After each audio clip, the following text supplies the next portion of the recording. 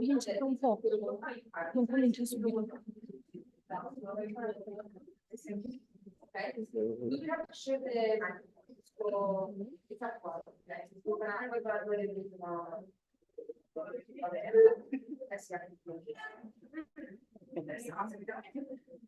vabbè, maybe vabbè, dai, it's okay. I will speak like this. I hope they can hear from home. Can you hear from home? If not, they can see probably. It's okay. So the slides are really behind you, but you will not have to look behind you because I'm going to show you from my laptop. No, yeah, a bit. At the beginning, though, before starting, I'm just going to briefly go through what we will assess for this panel discussion. So what are the objectives? Number one, it is to assess your perspective on the relationship between Isaac values and the Italian and global society. Okay. Secondly, your perspective on how Isaac contributed to the work. And lastly, your understanding and knowledge of some of the word issues. This is it. Okay. We're going to start with a warm-up question. And Sarah, you're going to be first because we switched. Okay. So the first question is quite chill, so you can kind of like just take a little bit of be acquainted with the process. I'm going to be in the timer as well. The time is 30 seconds to think and generally 1 minute to answer for each question, but I'm probably going to make it longer because I can. But also because I think it makes more sense. Like, to have it a little bit longer, eventually I take the freedom to cut one couple of questions if needed some commission is okay. Massive flexibility. The important thing is that you have the space to say what you want to say at the best of your abilities. Of course, the time is limited, so that you kind of be straight to the point. So you're going to start with 30 seconds to think, and then 1 minute to answer for the first question. I'm going to tell you what is the time before each question.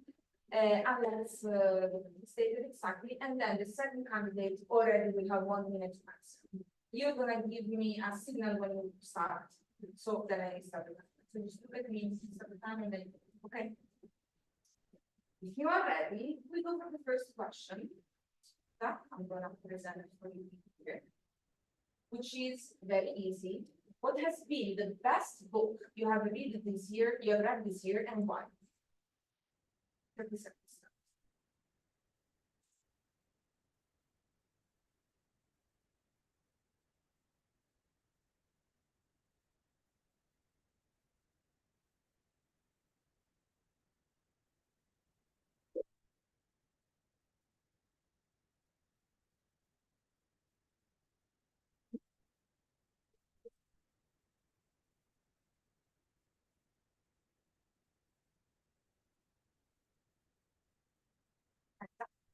So actually, I'm not a big reader, I have to be honest, and this year the time was not like on my side.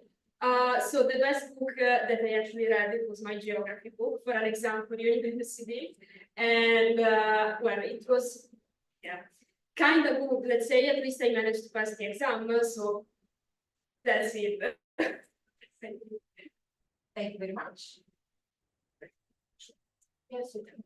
Okay, I think the best book, which is a book me and Sarah and Bella found it downstairs of the building of the flat, which is a book called Coaching for Performance, which is like, it was the best book because like I'm trying to learn how like to provide, let's say, coaching like methodologies for the coaches that I have, and of course, like for the next year, and it's regardless what I will give for the entity or for my work, it's also like there's a lot of information that we're actually doing in Isaac related to this stuff that we don't say, of course, in scientific terms, but we actually do it. So it was really like the protection what I did in the last 5 years for what is mentioned in this book. So it was kind of. Thank you very much. The only thing is that if I set the timer in here, you're not going to be able to see it. So I'm going to try to be multitasking. Not too fast. We go to the next question. It's also going to be 30 seconds to think and 1 minute to answer. Okay, and you're going to start. So the next question is AI in the workplace, an opportunity or a threat. And here you have two titles of news that came out about the topic of AI, just as an example, in case you want to refer to them. But if you don't, it's also fine. 30 seconds now.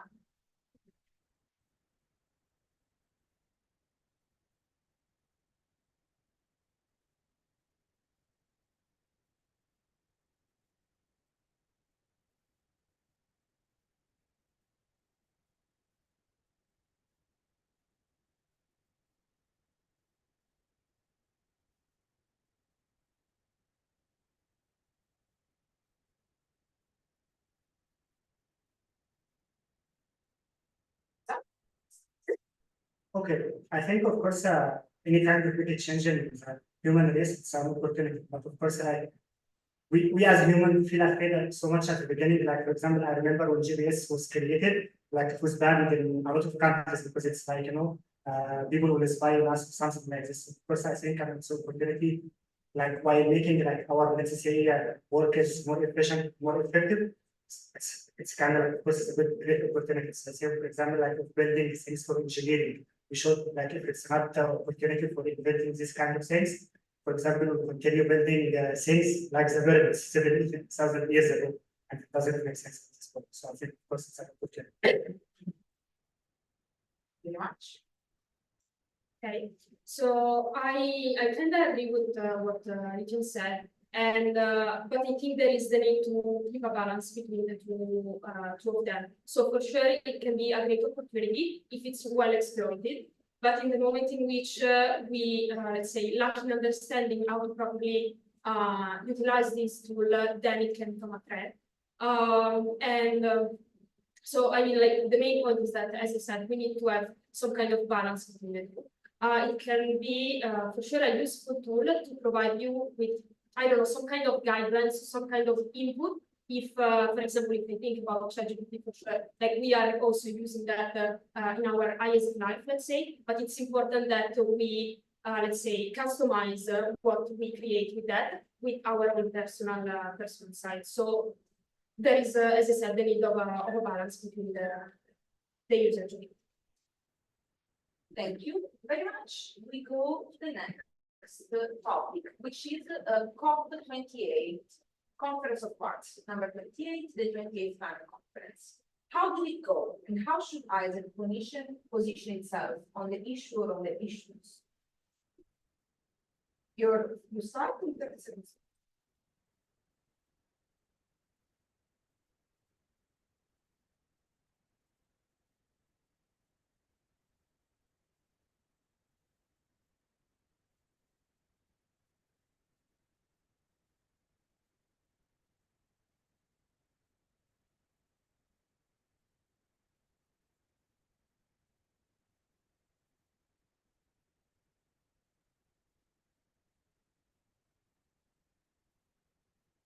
Seconds fast, because you might use 90 seconds. So in general, of course, this was a huge moment for us. And I can refer especially to Italy itself and how it go. For us, I was reading on the news, I was reading around that actually the representatives of Italy were not well prepared on the topic themselves, and some of them, as I read also, were not even able to understand what was going on because they could not understand English. So as a country, we did not, let's say, take advantage of the opportunity, and we were not part of the decision-making process that was going on. And I think that in that ISEC, let's say, or how we should position ourselves in the issue, is that we for sure need to understand which were the decisions that were taken, and which are the, let's say, ways forward coming from that event.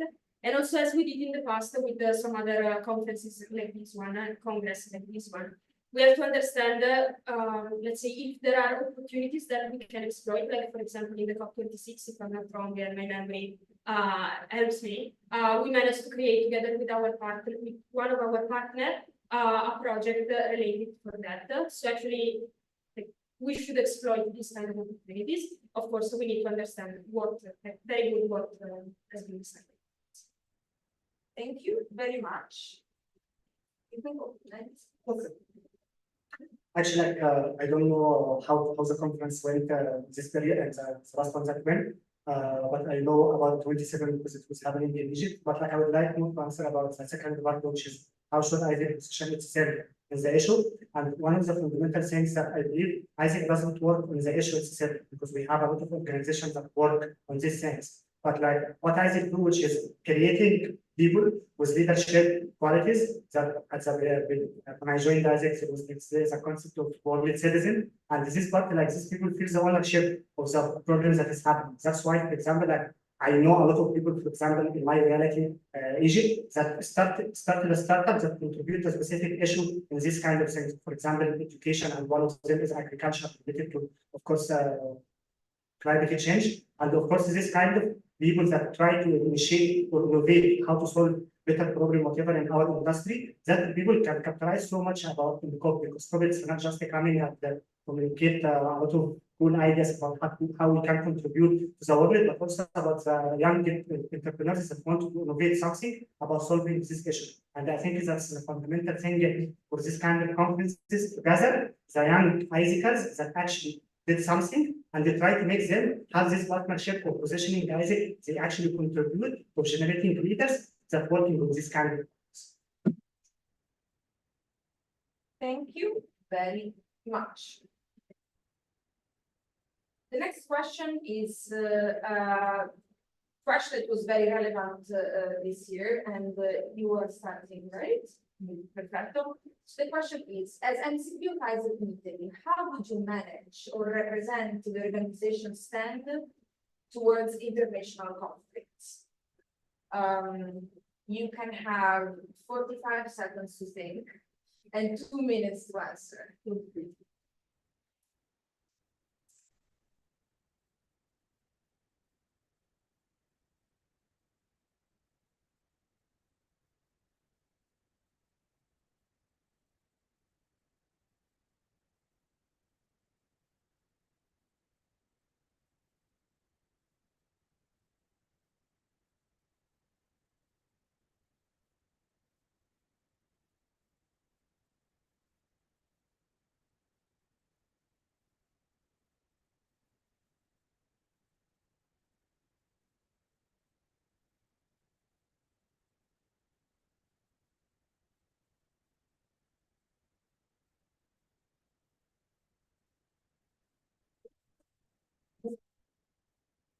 Okay, I think there is always two aspects, like especially like if you are a leader of a national entity, which is the first one, aligning with the global office in terms of course, not with everything that like they say we follow, but of course with the proper communication about understanding how the organization itself position itself in this kind of issues. That's the first step that we should take about understanding me as an MCP of Isaac and also with other MCPs with the global office, how we should act in this level of on communicating this kind of problems. And the second thing, of course, which is the country itself is that Isaac existed here. Because, for example, in some problems, like, if you said something, maybe you can be banned as an organization in this country. Of course, not our, let's say, in the goal to be banned in the country, but of course, how to initiate things that can be aligned to ensure our continuity in the end.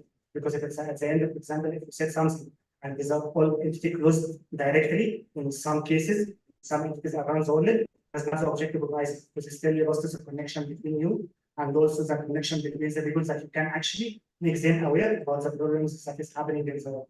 And I think that's two aspects that the MCP should teach. Thank you. Okay, so first of all, I agree with the fact of understanding the let's say the general standard that the organization is taking. And once that step is done, I think there is the need to align with all the other stakeholders. First of all, the plenary. We need, as MCP, I think there is the need to communicate properly the standard of, in this case, Isaac International towards what is happening.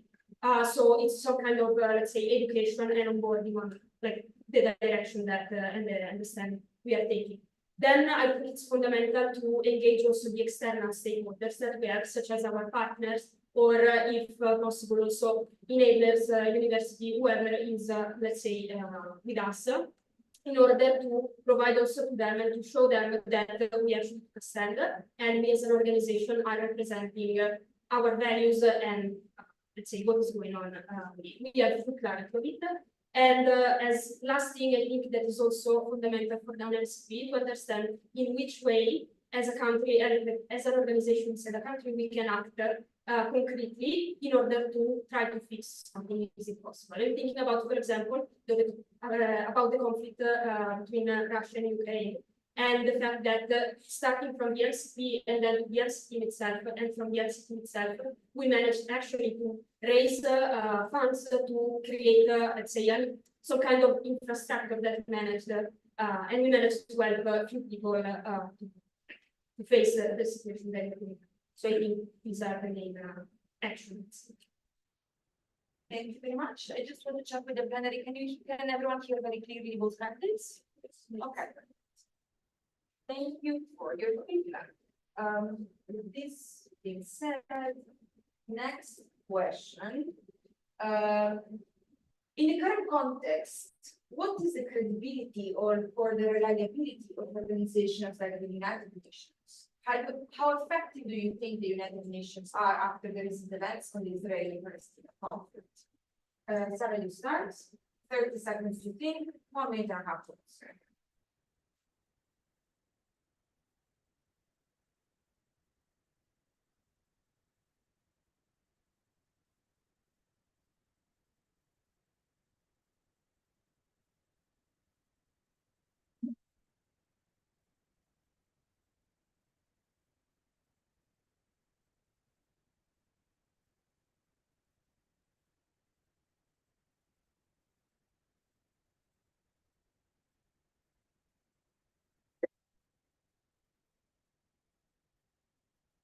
So, of course, organizations such as the UN are, let's say, extremely big, extremely important and known.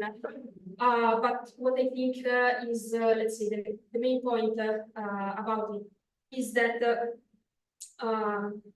regarding especially this conflict, there is still, like, there are countries inside the UN that still have the veto power, the founding entities, let's say, that still are too much connected, in my opinion, to the, if you want to call them economic interests, and they have too much power, and as it happened, just one country itself can decide over all the other countries that took a decision. So I think, yes, it can be effective, but I actually don't know exactly how it works inside it. Like I have some kind of understanding, but not so deep. But there is probably the need to change a little bit the way, like the decision-making process of these kind of organizations.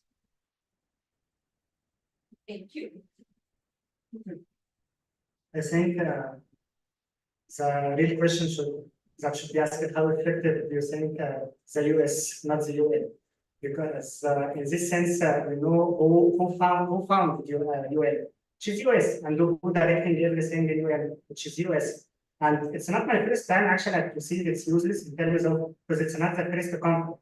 Like I don't know, like if you know, there is a lot of Nigerians like was killing 2 years before in the middle of COVID. Like a lot of people were killed and even burned in Brunei. A lot of people, like 21 million people in a district in the north of China have been under socialist, like being killed also there. And what is the role of UN?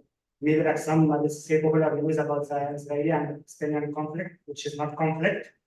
It's because Palestinian has no power in this sense. So it's not effective for a very long time. It's not just a news about how they act in this kind of situations. Thank you very much. Next question, starting from Lithium. What can you learn as a leader from Giorgia Meloni? 30 seconds to think, 1 minute to answer, and your 30 seconds are counting.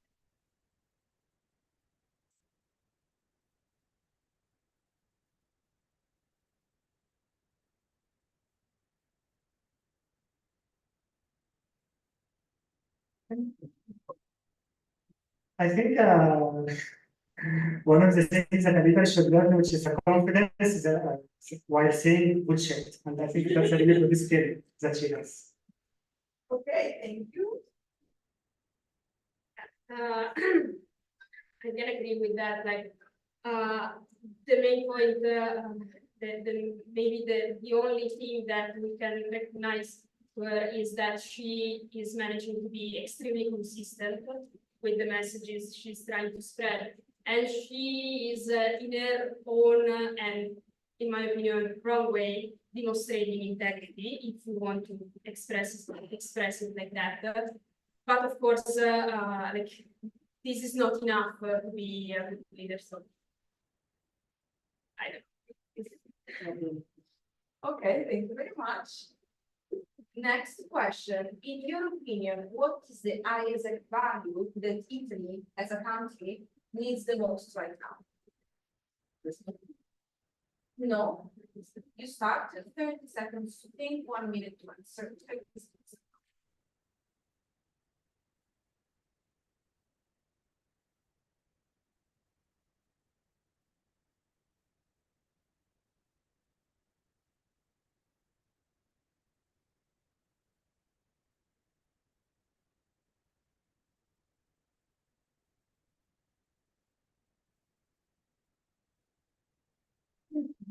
And also, I think the main one that we need in Italy is living diversity. We are in a country in which, in the recent but not so recent years, actually, we are facing a huge amount of, let's say, international people coming. Immigration is a big thing in Italy. And also, it's not just related to that, it's related to the all kind of differences we can think about. And the main problem, in my opinion, of Italy is that we are not able to actually understand the differences. And for that, we are going more and more into the, let's say, extremist part. Like, no thanks, but with the government and so on. So I think giving diversity, it's really important. Thank you very much. Yes. Okay, I think I shifted this question because it was a conversation I took with Diletta last year while working in Cairo about when I asked her what kind of value what kind of value Italy needs from Isaac. I remember, if you don't remember, and she told me activating leadership, because in our country we need more, let's say, strong leadership that actually people will take action as a country, not leaving it. And there's a second thing, when people like lost the confidence of our governments for many years, that we want to someone that actually can enable this country to be able to be something better, not after 20 years of declaration in its economy, but return it back as a country. And I think activating leadership, as the director told me last year, that's a fundamental insight in this. Perfect. Thank you very much.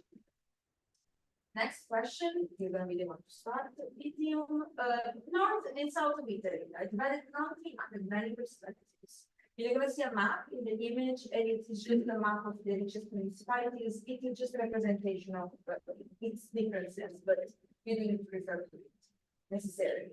So the question is, what is the role of Isaac in this context? 30 seconds to think, 1 minute and a half to answer.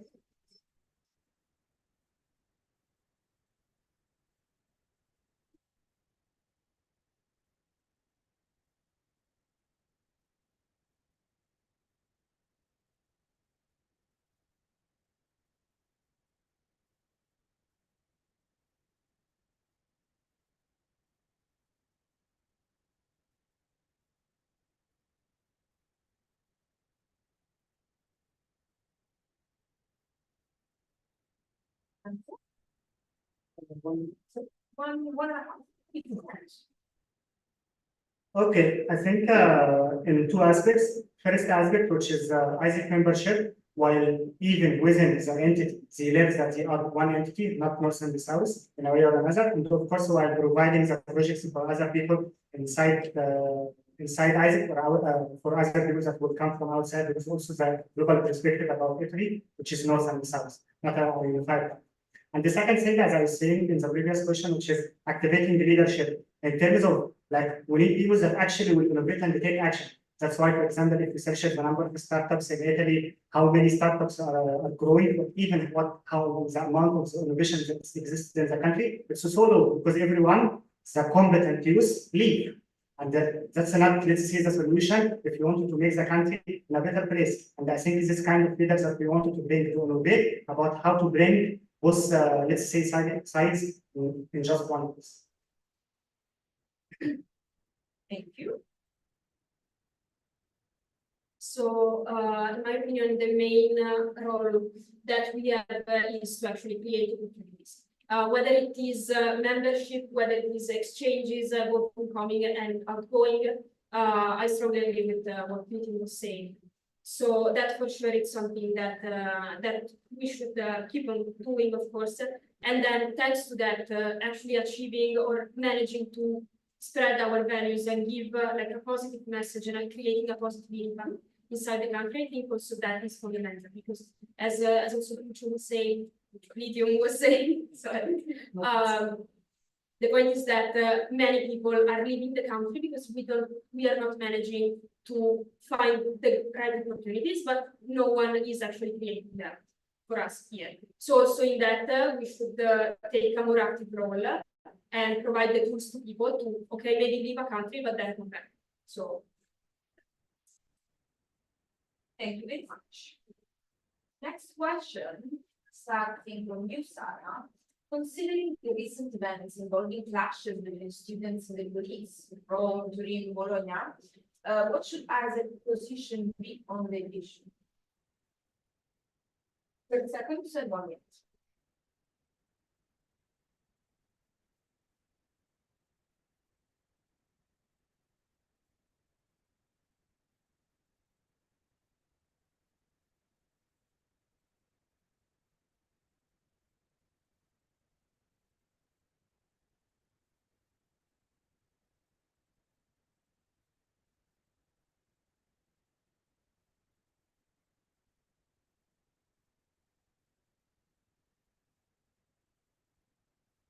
Sorry.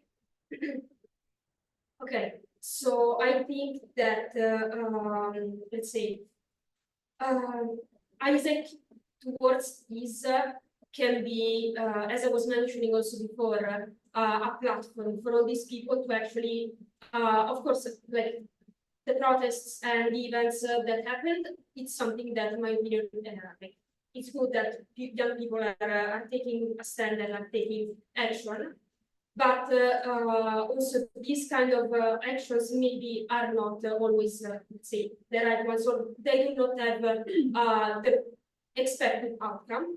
So, in my opinion, what we should do, our role in this would be to try to understand, okay, not just which is the problem, but how we can involve all these young people in not just our activities, but in a more active way, let's say, and provide them the actual tools in which them to take. Thank you very much. Go. Firstly, I don't know about the clashes that happened between the students in the recent war in Victoria, but I can answer the second part, which is how AIESEC should position this issue. Like I can reflect in a way or another about what also like the strong revolution happened in my country 12 years ago, and how AIESEC acted in this part after it. Like we can see now in Egypt, like there is very strong startup scene or entrepreneurship scene existed in the countries that fundraise around $400 million. All of them are AIESECs, literally all of them. And that's the biggest contribution of these people that enabled in the country that actually to make them believe these young people has so much to add to the country. That's why a lot of people came from outside to contribute to this kind of startup scene that will actually bring growing the economy in the country. As always, entrepreneurship is the highest contributor to the economy. And I think that's how AIESEC should position itself. Thank you very much. Next question. So, considering the recent awakening of conscience on the theme of femicides. What does femicide mean, and what do you think is the problem with this phenomenon? There is an article just mentioning here that I'm going to translate. It says in Italy, the number of homicides is decreasing, but the number of femicides is not. In details, in 2004, homicides were 711, with 72 being femicides. In 2021, they decreased to 303, but the femicides are stable at 70. You can see the numbers and kind of relate to this. You have 30 seconds. Yes. Here you have the references, 30 seconds to think. 1 minute to answer with a bit of 1 minute and 10 seconds.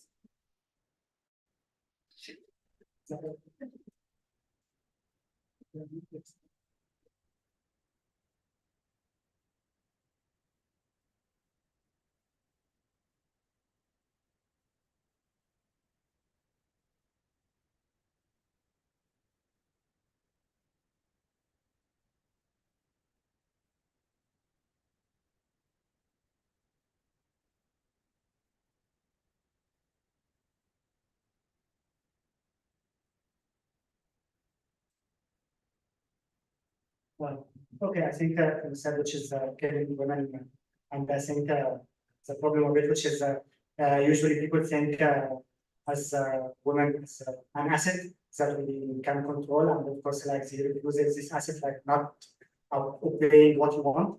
And I have a funny story about it, not funny, but like when I joined Isaac and I was in Nigeria, I was working in a project called Integrate Women in terms of like reducing inequality, SDG.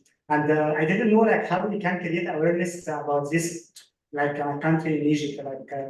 But like when I joined one of their classes, they were doing it to men in let's say workplaces and this kind of stuff, and educating them about what kind of powers that women can contribute to this business and this kind of stuff. Because I believe also economy what drives everything. If women like takes so much leadership in economy, like people will believe that they can do something, you know. And I think.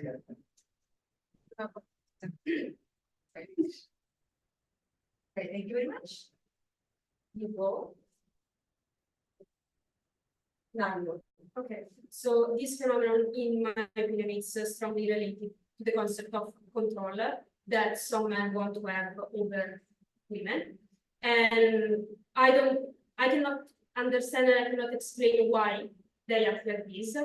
But the point is that they think they have the right to choose over other people's lives, in this case, women's life. And I think the main problem we are having now is, first of all, how this phenomenon is explained and how it is presented outside, let's say, and how like the stories of these people are told.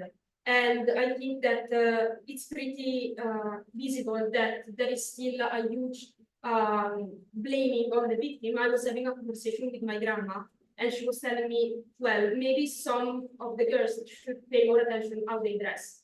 That is not the problem. The problem is that someone can choose what and how I can behave outside. So that is. Thank you very much for your answer. Next question is for you, Sarah, to start. Here you will have 30 seconds to think and another minute and a half to answer. What is the line that separates being a non-partisan organization from not being vocal or not taking stands toward pressing topics? How would you approach this dichotomy in your role as MCP for Isaac in Italy? Yeah, dichotomy means dualism.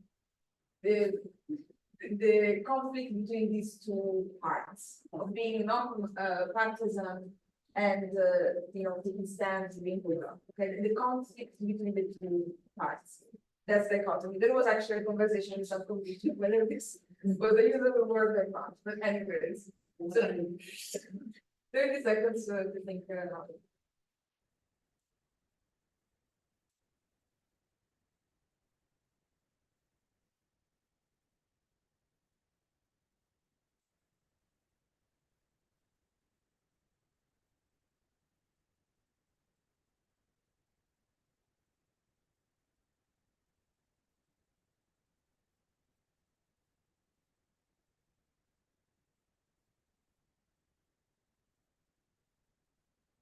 So I think that the separation line, if that can be put like that, is that on one side we have, let's say, taking a stand for common goal, if we can like describe it like that. And on the other side, we have taking a stand for our own personal interests. And I think that the difference is there. These two concepts, let's say. And as MCP, I think that, of course, it's important to take a stand, but it's important to take a stand understanding, it's many stands, what is the final message, what is the final goal of the message we are trying to spread, and let's say how it can still be connected with all the things that we discuss inside life. So that is the main thing. Thank you very much. You do whatever you want. I think the line which is the line which is the action part, because as I mentioned before, the clarity of Isaac in this part, which is we are people here to create awareness and generating leaders that believe and take the ownership of this kind of problems that will act later on. Of course, like Isaac can't take the action, for example, in changing what is happening in Gaza. Even the whole world in Gaza couldn't change what is happening. And that's the part that we couldn't do, we can't do as an organization which is taking this action. But standing in terms of the awareness of our people that we are trying to engage and also our partners, what kind of stands that we are taking as an organization, I think this kind of partners that will actually generate people, have more awareness, have more ownership of taking this kind of actions later on when they are way outside of the organization. Thank you very much. We are at the last question with an impressive punctuality. The last question actually it is also a little bit of a cool down question. We are going to start. In addition to the topics already mentioned in the previous questions, what is the news from 2023 that has impressed you or hit you personally the most? You can repeat answer. However, you want to have 30 seconds to think and 1 minute to answer. What is going to be okay? Going to be Any kind. It could be any.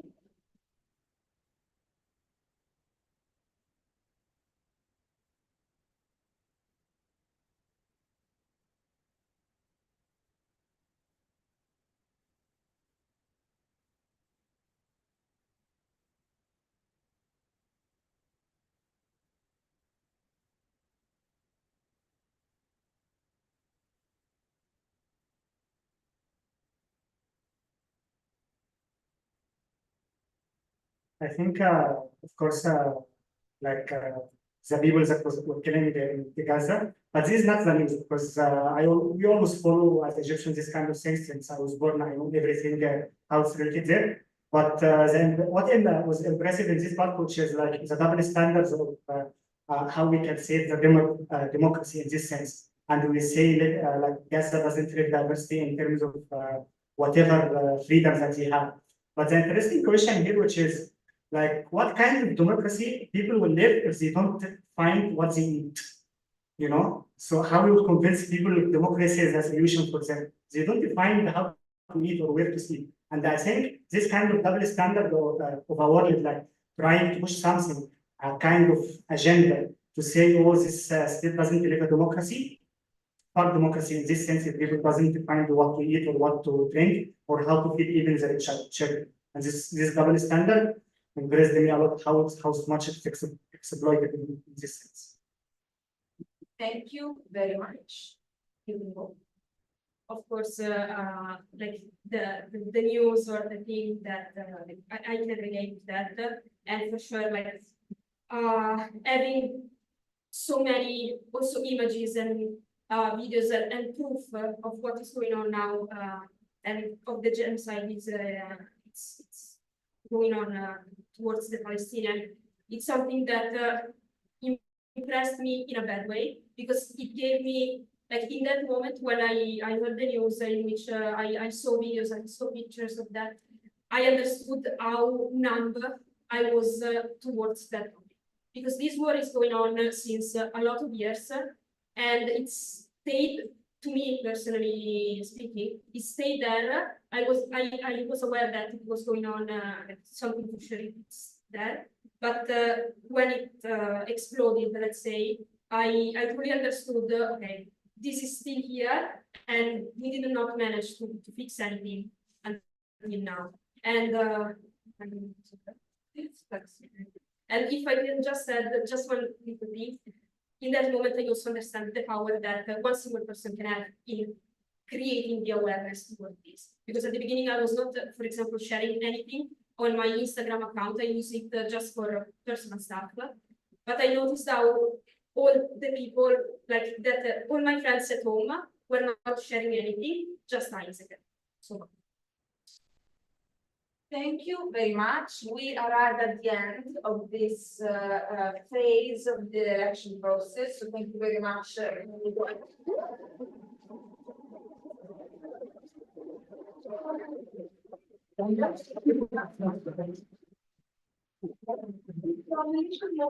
Feel free like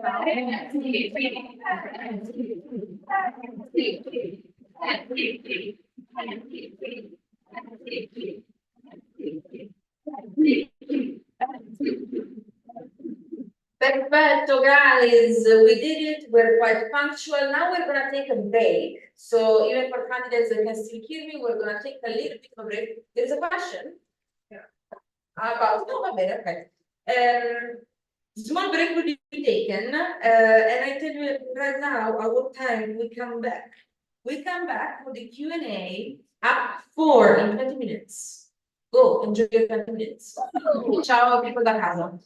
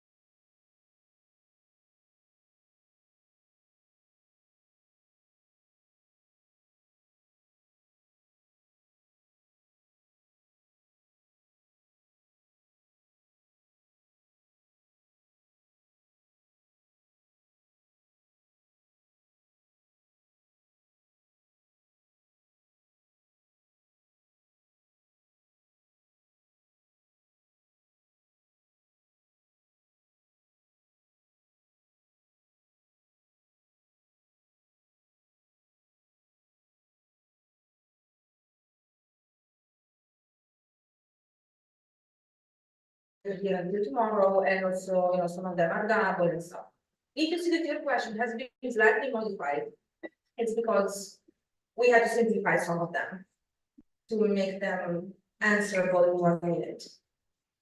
So yes, you're gonna see some modification. It has been done with our insindacabile giudizio. If you want to sindacare or insindacabile giudizio, we talk later, but not during the race. You have time until the end of this round and a little bit of the next break to submit new questions. Also, the new questions we do not guarantee that 100% of them will be done because of time restrictions and because some of them maybe they will be already answered in the first term. Basta. With this being said, I need a small check if the candidates are ready. Is it happening? The candidates are ready. Oh yes, they are ready. Perfetto. Allora, we do our usual performance, giusto? We're using this point. So please welcome the MCP candidates for Isaac in Italy 24-25.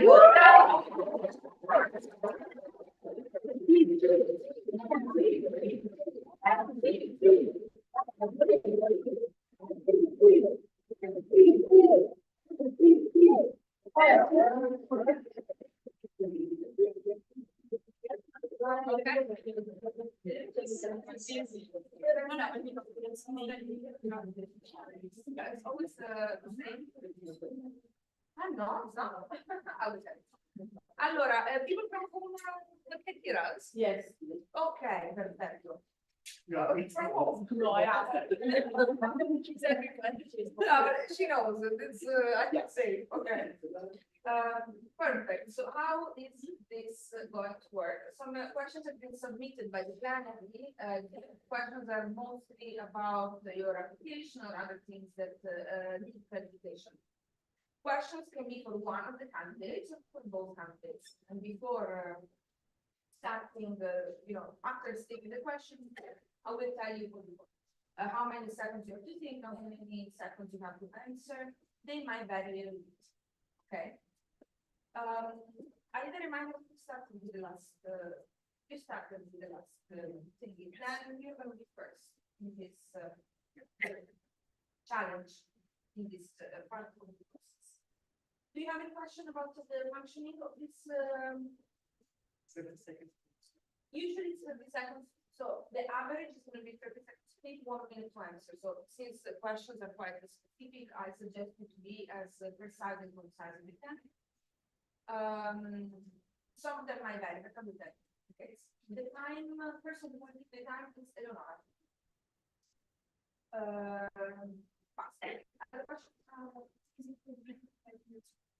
So now it's going to be 45 minutes. Then we're going to take a break. Yes. We're going to come for the last set of like around maybe 10 questions. Okay. Other questions? Questions for the plenary? Perfect. Then we start. The first question is for you by let's see Milano. The question is, in your application, you mentioned wanting to review admissions timeline. How do you envision it completely? 30 seconds to think and 1 minute to answer. Thank you.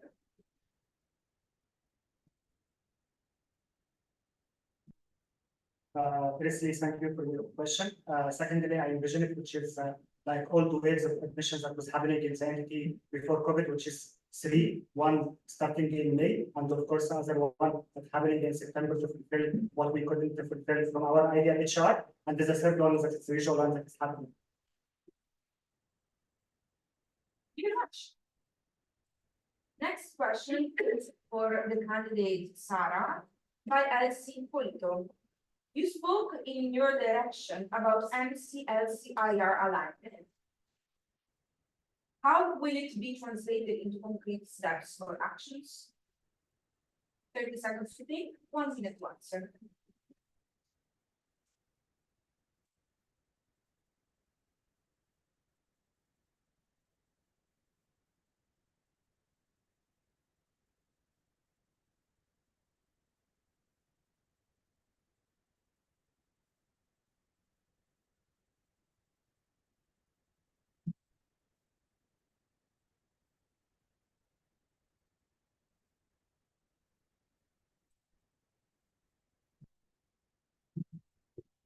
So, first of all, the main thing is that, in my opinion, we need to understand, of course, how to align and how can we do that practically. Of course, we can use a centralized tracking system that enables us not just to keep track, of course, of the main LC to LC of every LC and to track that they are aligned with the main compartment, the NTS, but also I think it's important, and if we manage to do that, also to have common goals together, like NC and LC together with the other entity, in order not just to get to know each other, etc., but to set common goals with the other entity aligned with the LC plans and the MC strategies and LC strategies and whatever. So this is the main point.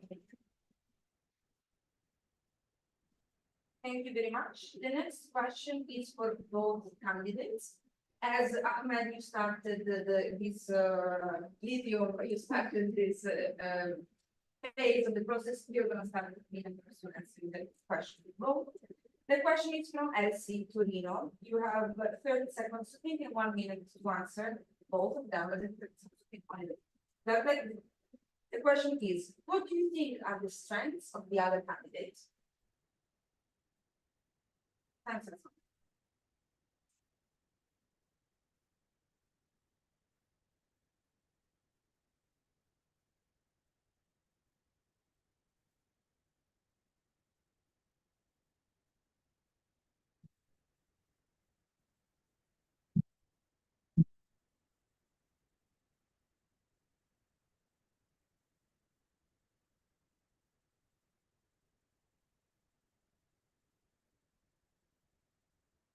And so I think the first thing is, of course, like a huge amount of energy, which is I think you managed to understand it also thanks to the past conferences. And then, of course, you have, in my opinion, a big functional knowledge when it comes to, or at least maybe sometimes also being with the operation now, a better understanding of how the global context is going in terms of operation, and also thanks to the roles, like external roles we have.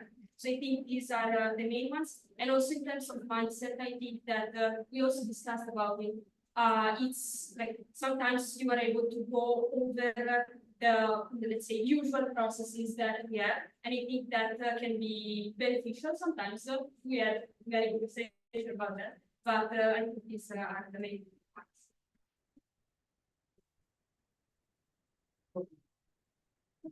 Yeah, I think first thing, which is of course, she will be able to run any kind of administrative thing very easily because of course she knows the language. This is of course a very big challenge for this to happen. And the second thing, which a very big consistency is that I saw even like within the last period, which is can work 8 hours during the day, and there's been another 8 hours working on my rehearsal process, which sometimes I failed at it, but that's a very big consistency that in a way or another I don't have it. And of course, like which is one of the most important parts that I wanted to have it next year, which is the external relevancy in terms of our partners, and of course with his experience of the country context, especially with the DP department experience right now. So at least she have a general understanding of what the company is. So it would be easier. Thank you very much. Next question is from LC Prieste for lithium. The question is, what would be the focuses and projects of MCP expansion? 30 seconds to think, 1 minute to answer.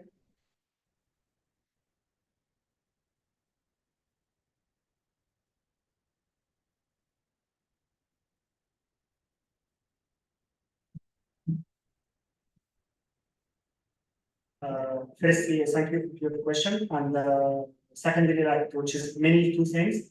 First thing, which is something for the expansion standards in terms of what kind of the steps that an expansion need to have, like to jump just within 6 months. And the second thing, as I was saying, there is a strong collaboration with university relations, and this has happened before in the entities. That's why, like for example, we could like open 8 seasons, 8 expansions in the same year. Of course, like with a strong university relation, and there was this kind of initiative that we happened. Of course, like after jumping our current initiatives, this will be the next step. Of course, like if we want to grow horizontally as the same as if we want to grow vertically in our research changes.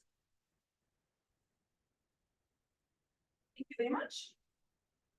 The next question is for and from MC to Sara Dallaccia. It's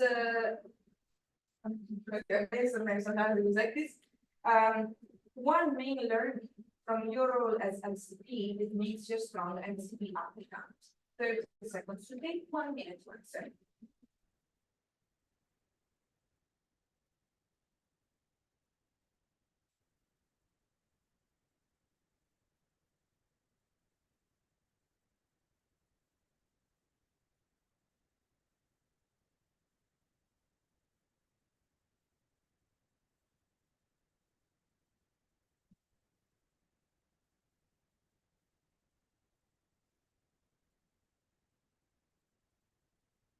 So I think one of the key learnings from my MCP experience is that like with my EB, we managed to have a very good personal relationship, and we were very aligned on, let's say, the final goal of our term, even if functionally speaking, we didn't manage to achieve that. The point is that what I missed during that experience was actually being able to, in every moment of it, separate the functional and the personal side. This is something that I was also mentioning during like the interviews we as candidate had before the election day, that I think we need like let's say there is the need to have, of course, a good interpersonal relationship, in my opinion, to be a good leader. But you need to have like the biggest focus has to be on the direction and on the strategic part of what we are doing, especially at national level.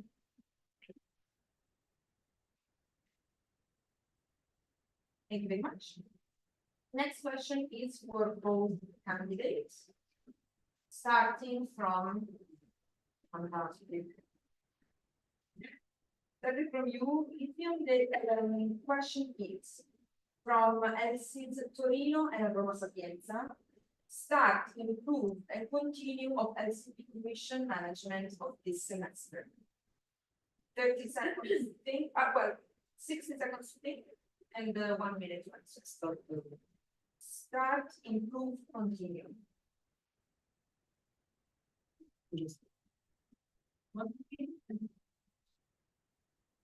So both is 160 seconds.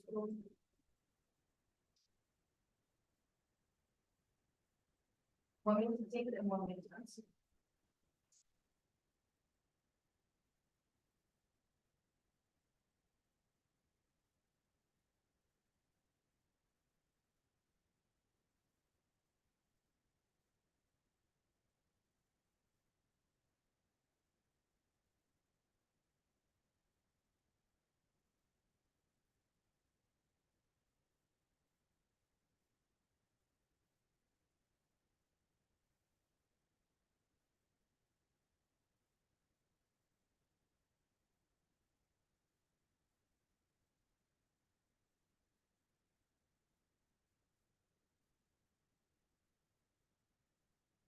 Okay, I can start. Sorry, I'm stick 2 minutes to answer. 2 minutes to answer. You have 2 minutes to answer. Okay, I think start, which is utilizing the touch points with like LCP's commission in terms of capacity building, based on the current state of course, and which is something that we visit a little bit, and improve, which is the way of communication.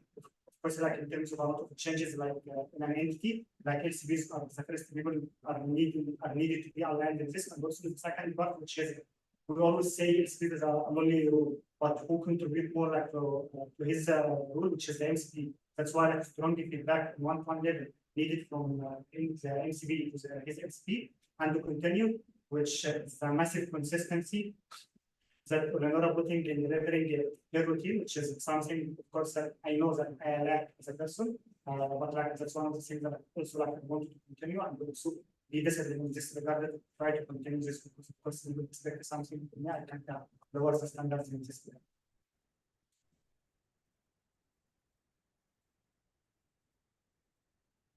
So as a start, actually, as I also was mentioning in the application, I think in order to have a better alignment between MC and LCP Commission and to take effective decision, there is the need to involve LCP Commission more in the entity, let's say, processes a little bit more. This is why I would like to involve them in at least the reporting part of the quarter review of the scheme in order for the LCP to be fully aware of what is going on inside the entity. Also, when it comes to the department, that is the one that maybe it's the less known from the LCP.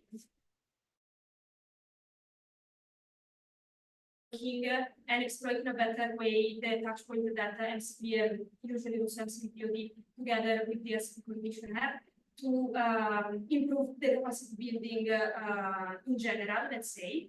And continue, it's for sure, it's related actually to the start. So continue with the involvement, let's say, of the LCP Commission inside in the decision-making process, sorry. But of course, changing a little bit, making it, let's say, more effective, if you want to use it. So this is. Thank you very much. Next question is for both of the candidates. Sarah, you start. The question is from LC Polito. Which will be your must-win battle for this year as MCP? You have 30 seconds to think and 1 minute to answer.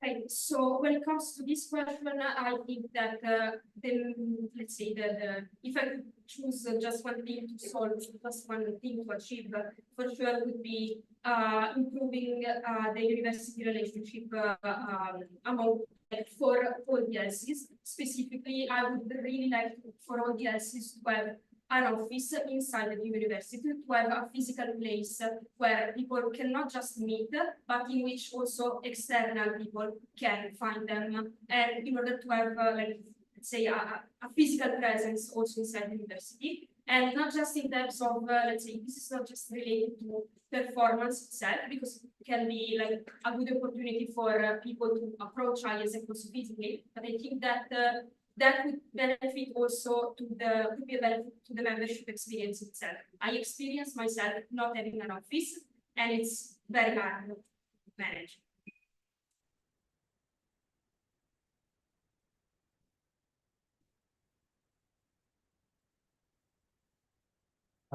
I think like the most important for me, which is of course LCP's capacity building in terms of unleashing the market. Because with that conversation I had it with the AI public, because LCP is the same generation of many. They were saying to me, LCPs are the fundamental element of the organization overall. Because, for example, you can have very big market, but if the LCPs are responsible for the people that actually unleashing the potential of this market, not educated enough, the market is wasted. And I think that's what I don't need in the next year. So LCDs, I want the capacity building to something. Thank you very much. Next question is from LC Roma Sapienza and Italia for Sarah. You have 30 seconds to think and 1 minute to answer. You mentioned we dispose of tools that are not exploited. Can you please provide some concrete examples? And how would you ensure that in your term they will be used? 30 and 1 minute.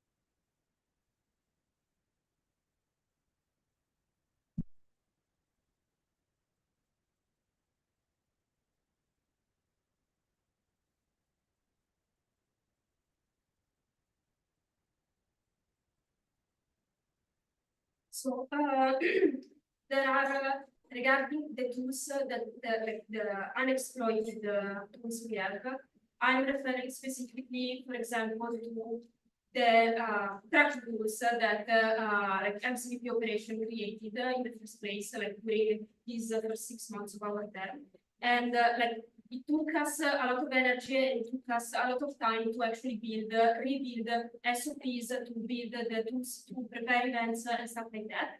And in sometimes they are not fully exploited. And I think like the main point to the main thing to make this work is first of all to have a more centralized tracking system of this. So actually like collecting the data in the same place coming from the local realities. And in order to ensure that this is actually working, we also need to involve a little bit more the consultant or the NST team itself in assuring.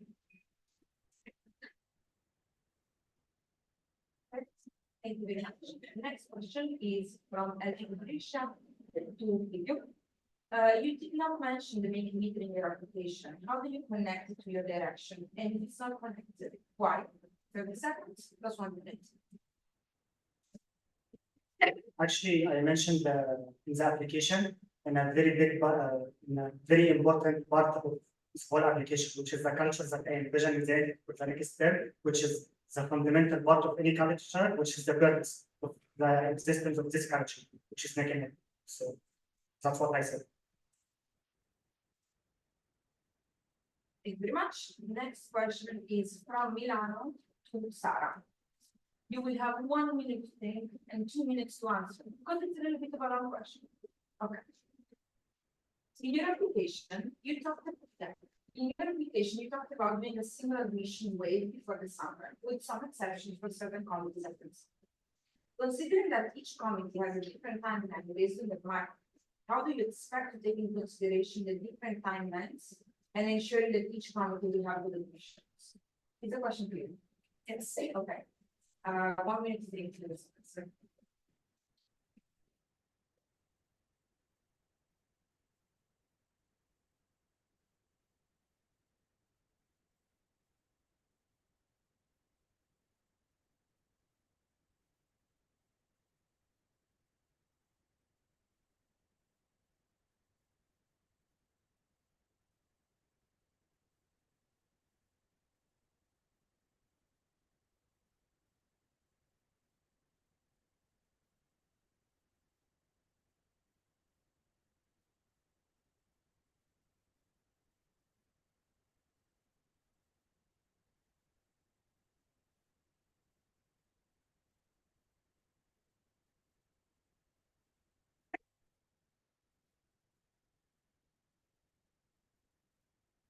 Okay, so of course the admission timeline I also put inside the application. First of all, it was just a draft, of course. It was just some kind of example also for me to understand if it was something doable, let's say. And the main point also, if you look at the tool, is that the waves themselves of promotion, preparation, execution of the activities are actually like a little bit longer than the ones that we are currently having, because like this is the reason behind it is that of course university and every IC has its own times and like timelines. So there will be the possibility, of course, to customize them based on the IC needs. The point is that that timeline is specifically built for the next semester, if you noticed. And it's built like that because in the next semester we have, as it's mentioned also inside the application, 2 main big events that we, in my opinion, need to exploit to actually like to benefit from them. So the Youth Speak Forum that again it will be with an external target and 70 years anniversary. So this is also why it's like that. And well, I understand the concerns, and this is why also I'm expecting, and I also planned an additional wave in after the main one to fulfill the needs of the LCs that will maybe not achieve everything. And very much. Next question is from Trieste, Trieste to Medium. Through which strategies would you ensure to regain back knowledge as an entity? 30 seconds and 1 minute. I can repeat. Through which strategies would you ensure to regain back knowledge as an entity? Should I repeat? Okay. I'll interpret for you and rephrase it. Which strategies would you implement to make sure that the entity gains back knowledge?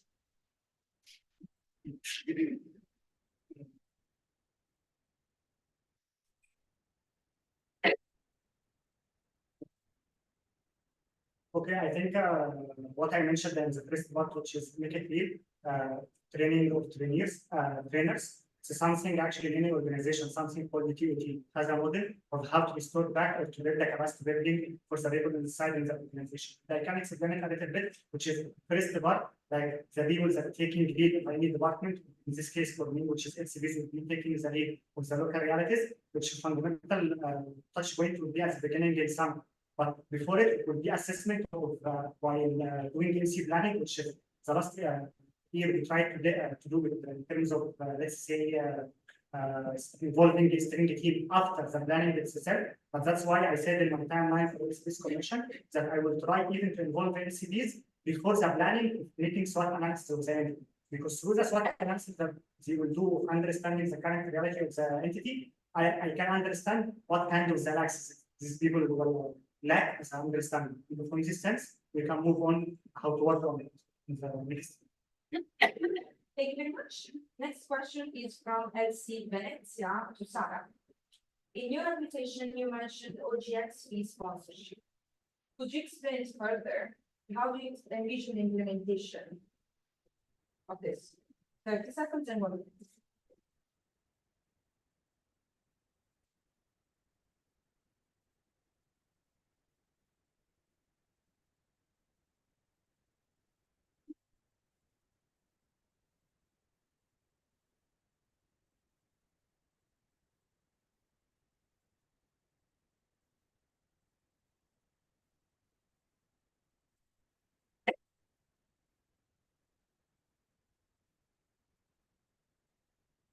So there are in this topic two main stakeholders involved, let's say. The first one is of course partners, and the other one is university. So for the partner side, we already have in our portfolio the partnership, the sponsorship of our products, of our projects. Still, we need to understand how to properly make it fit inside the programs and the goals of a company. So we need, in my opinion, to do a lead generation. So look for companies that can benefit from this. And the other side, on the other side, the university. Many of them we have also already started a bit with Milano. Actually, sometimes they have, let's say, some kind of alumni community of the university that they are willing to sponsor or to give money, let's say, to provide experiences to the people that are attending those universities. So, thanks very much. Next question is from MC to you. In your application, you mentioned having more variety in the portfolio for BD. What new initiatives would you like to introduce? 30 seconds and a minute.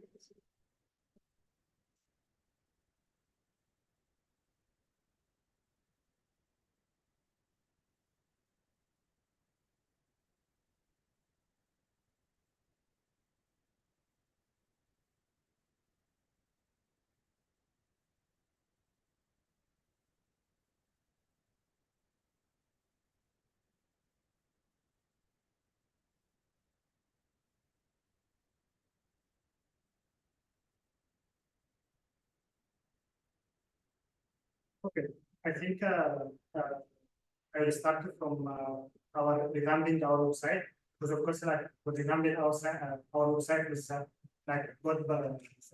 good product analytics that we can know that from visitor to lead, how much this kind of insights that we can give it to the organization to promote themselves on our website if it's more attractive. And the second thing for me, which is of course fundamental, which is the offline exposure. But because offline exposure include two products. First one, which if I have a good strong presence in the campus, so of course I can make sure my partner can be sponsoring my existing in the campus in terms of, for example, if I'm doing the sales point and there's a partner logo existed on this sales point, of course it's accessibility for markets, for example, especially in the south of Italy, that most of the partners doesn't have.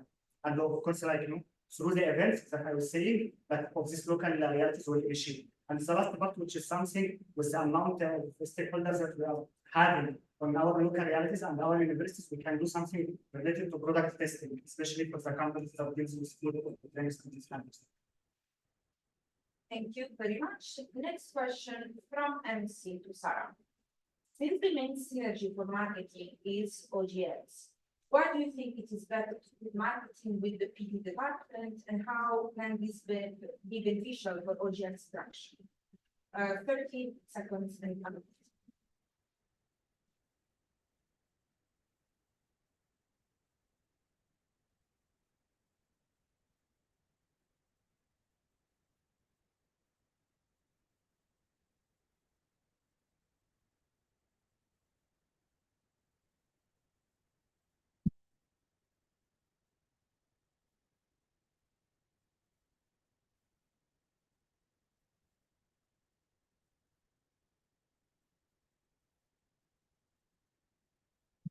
So I think for sure, as it's also mentioned inside the application, there is the need for the LCP to guide and to make sure that these synergies are actually happening, so that LCP marketing and the operation are actually connected, even if they stay inside two different departments. And the main benefit for the OGX side, I think that it will come from the let's say events that potentially we could organize thanks to marketing and PD working to make university relationship actually structured and working. And on the other side, I was also mentioning the PR wave aligned both at national and local level with the operational timeline. So also that will like MCP marketing, it's not just marketing itself.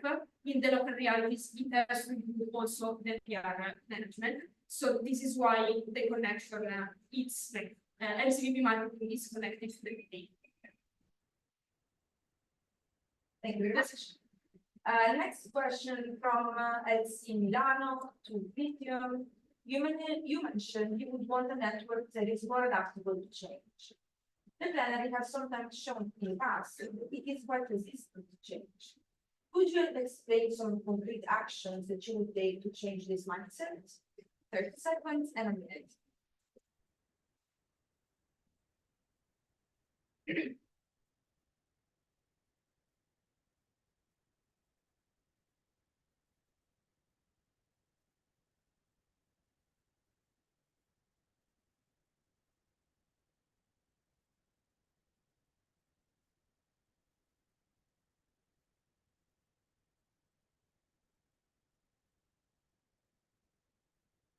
Okay. Thank you for the question. And I think there is not just the planet, any place around the world is resistant to change is something that you get used to do it. But the first part of making the change happen, which is of course the people that actually leading the communities. Because and if you involve with them in this decision-making process of understanding why the change is relevant to their communities, they will be able to understand how to track it and how to track it within their communities and ensure it's happen.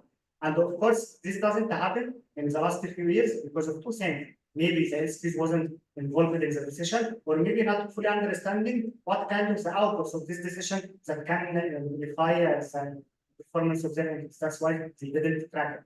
And of course, with lack of this understanding, and of course, the lack of knowledge of how to track this kind of things, especially in operations and resources, so it failed to make that change happen.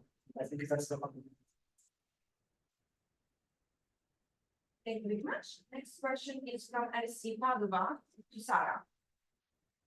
In your application, in the membership experience strategy, you wrote that you want to implement several refreshments.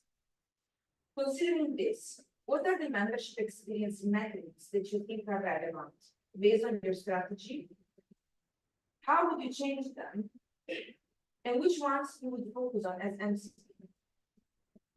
Okay, wait, I'm gonna simplify a little bit the question. I hope, Padova, you're okay with this. With my instant. So the question is, you said that you want to implement several refreshment in the membership experience strategies. The question is, what are the metrics that you would like to focus on in your direction, guys? 30 seconds to think and 1 minute to answer.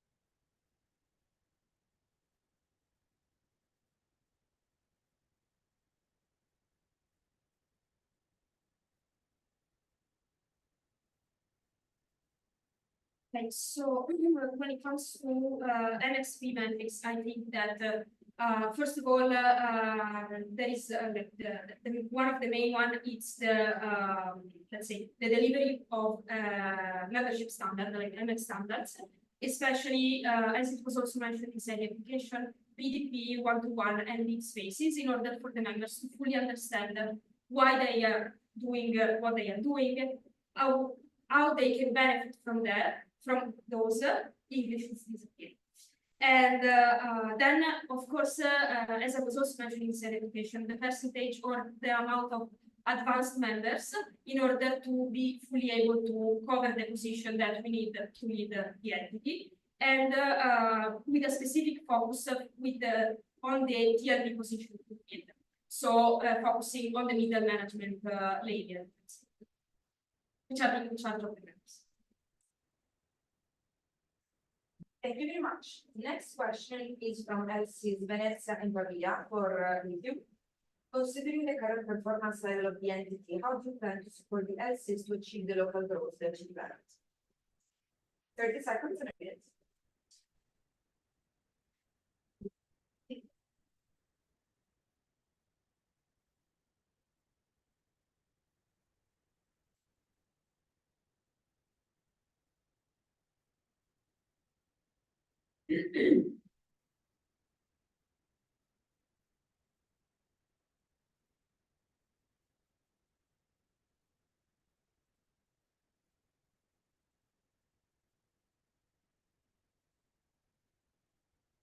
Okay, I think there are a lot, but let's say to summarize it into main things, which is first thing, of course, like OD department in terms of working on making the experience for the people it's relevant, and the second thing, which actually has the capacity to ensure this process. And of course, the second thing that we want to unleash at least OGX part, because it's the most important part that actually fulfill our budget, which is will come of course through the offline exposure that we do. And these two things that will be able to first like to ensure that PC is growing in number of exchanges, but also in terms of the resources, in terms of a lot of people advancing with their experience, and at the same time we'll have money, so we can invest more to give at least the conferences.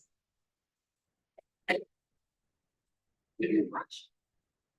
Next question is from LC Venezia to Sarah. It's getting a little bit personal. How do you think that your weaknesses will affect a possible MCP service? If there are any, how do you plan to overcome the possible downside of it? 30 seconds downsides. Like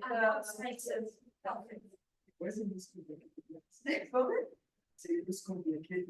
But this is not my word, this is for once. So can you repeat it? I will absolutely repeat it for you. How do you think that your weaknesses would affect the possible MCP trend? If there are any, how do you plan to overcome the possible downsides of this weakness? 30 seconds and 1 minute.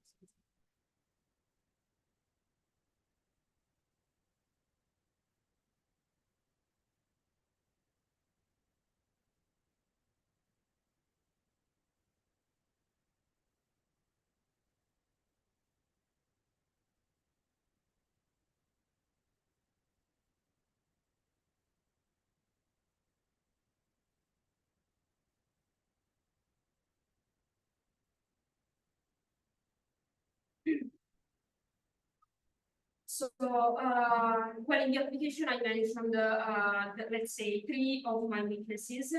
I think that the most relevant, if you can say like that, is that sometimes I may lack quickness, let's say, or that I am focusing more on the final outcome of things without actually knowing how to get there, let's say. And I think that in order to overcome that, to let's say, minimize that, I think that I will need to have, let's say, I would like to have a direct feedback from the MCP. I think that since one of my strengths is the one-to-one approach, that will be needed in order to get, as I said, a direct feedback on how I'm perceiving and how I'm seeing some situation, maybe, in order to understand if I'm just imagining something or if it's concrete enough. Thank you. Next question from Resha to review in the strategy digital intelligence. How will you make sure to automate the customer journeys to nurture more needs? 30 seconds.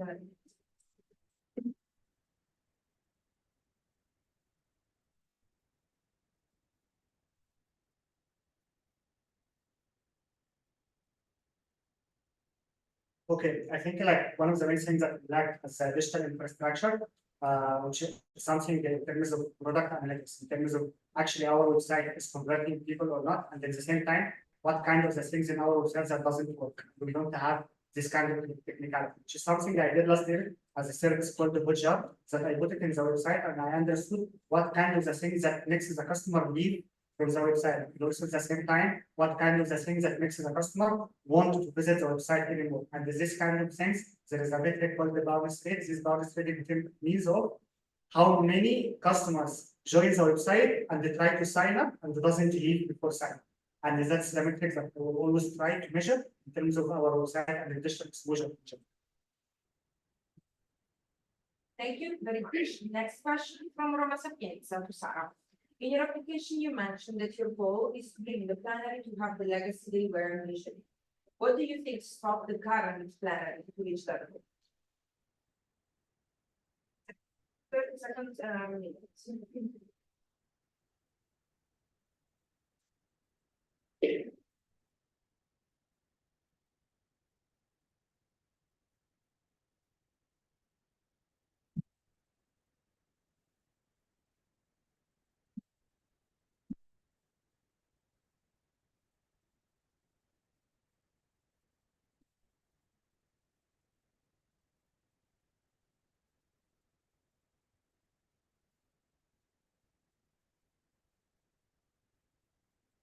And so this is a very good question. Thank you. I think that the main one of the main problems, let's say, or one of the main issues that we had, at least as my personal perception goes, is that I was not reflecting on the true concept of legacy until when I had, let's say. So of course, inside every LC, inside more or less every EV, there is the goal of leaving something and building something for the next generation. But we did not, at least from my personal experience and perception, to think about that in a more long-term perspective, as we are starting to do now, especially thanks to the anniversary that is coming, in which we are envisioning to bring together all of the generations that, again, were part by Zimmer. So that I think I will explain.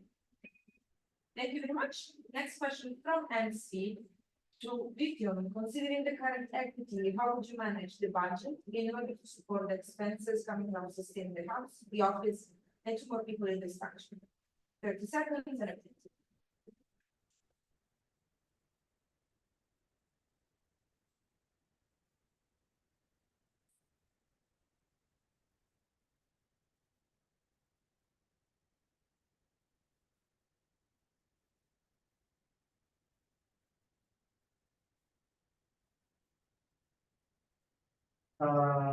Saying that, of course, by letting the MCP be responsible for the additional experience that we have as an organization, we will cut around 5K from the budget that we have as an MCP.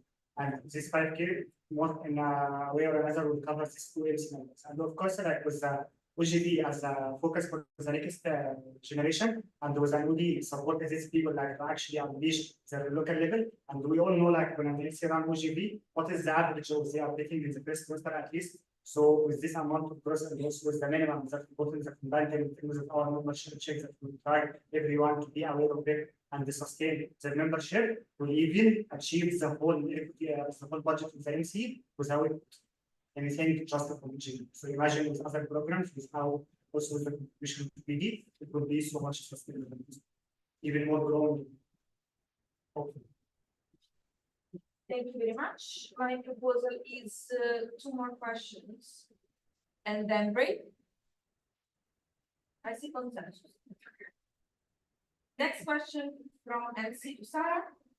How would you ensure support for expansions from all these sides?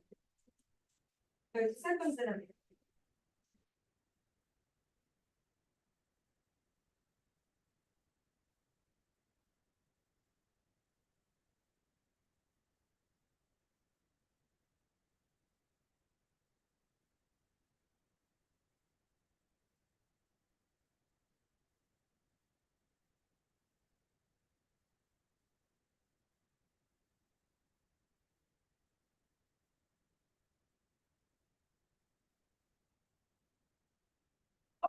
So, the first thing would be for sure, since like at the beginning I was thinking about also having an MCP expansion. It was my thing when I was MCP expansion, but in this moment in the current state in which we are in, I don't think we can afford that. So how can we fix it? Having a support system, an NST body, let's say, managed by MCP would be with, of course, there is the coach, and there will be a specific consultant, let's say, just for the expansions. In the moment in which that would not be a possibility, because also we don't have so much pipeline at the moment for the NST, I think that okay, they can be, let's say, merged with also the support system that is supporting the LCs themselves.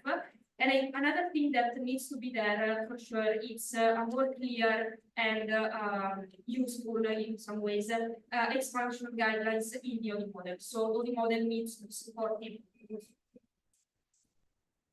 Thank you very much. We got the gist. Next and last question for this round is from Elsie Torino.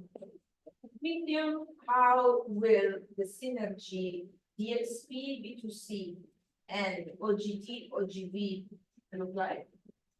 30 seconds to think, a minute and a half to answer.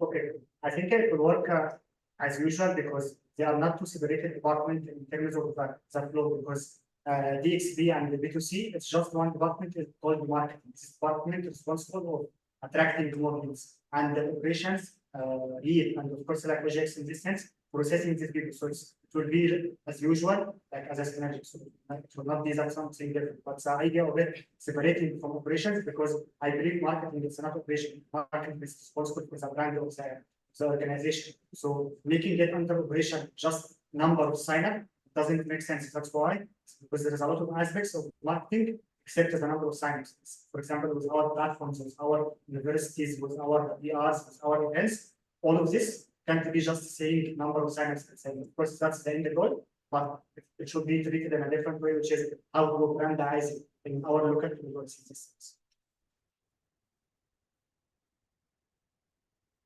Okay. Thank you very much. I think you deserve a little bit of a break. Before we take forward.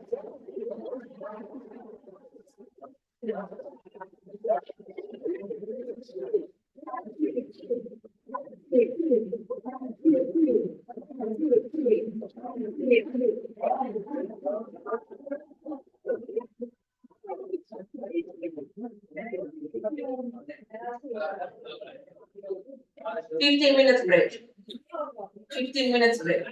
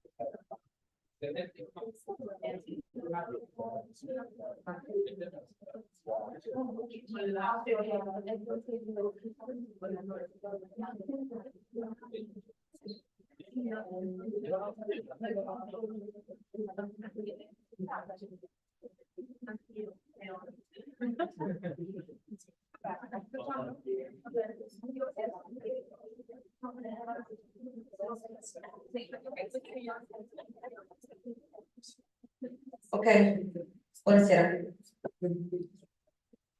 Buonasera agli esemplari. Buonasera. We're going back to our election duties. We're going back to our election duties. Oops. Any perplexity about this Q&A thing? Feedback was received. Now we have microphones for here, like to share.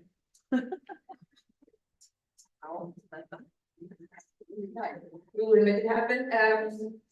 For anything else, nothing. We consolidated the second round of questions. Some of them can still be questions from that you submitted previously. Besides Bologna, is there any other LC that has not been represented in the question so far, but it also has submitted some? No. Okay, then we do the Tortoriello to Bologna only, and then we will fix it now, okay? For the rest, No, ma le I hanno think we can give another warm welcome to our MCP candidates for the Greater 24-25th. Welcome!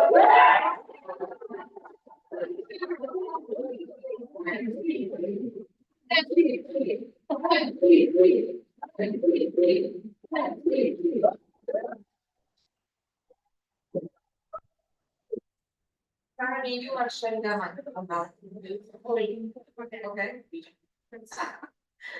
Vabbè, non mi ricordo, ragazzi. Allora, one second. One second. 1 minute. Allora, we start the second round. You candidates have any question, perplexity? No, please. Favorite answer. First question, we start already with the question from Brescia and Trieste for both candidates. And the person to start now is going to be Elysium. The question is the following. Which are the non-negotiables for the Board of Presidents? And in which situation would you fire an LCP? It is 30 seconds to think, 1 minute to answer for both.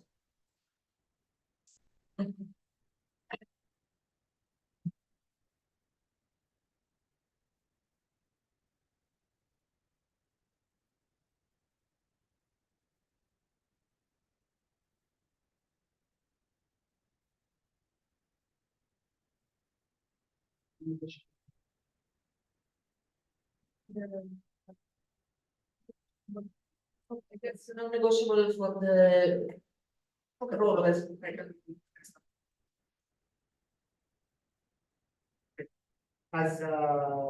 Board of President have also considered the leadership body of Isaac in Italy, and also it will be kind of the same as my MCT. So for me, it's both things. Both things that I will not accept in my team. It's the same thing for LCs. And the first one of them, which is of course Isaac Cognac, people are crazy enough that they want to go to the extra mile. And the second thing, which is being humble enough that they don't think that they learn, because there is always more to discover and always more to learn. And there's a third part, which is mission orientation in terms of what kind of the things that we wanted to solve to move forward in our country. And there's a case that I will, of course, fire an LCP, which is first thing, not meeting any kind of accountability that actually can show in the LC performance. And there's a second part, of course, like firing someone without his team involved about if he actually deserves this or not. That's will be the next step, which is actually have a conversation with his team about if this person needs to be fired or not. And of course, both parts need.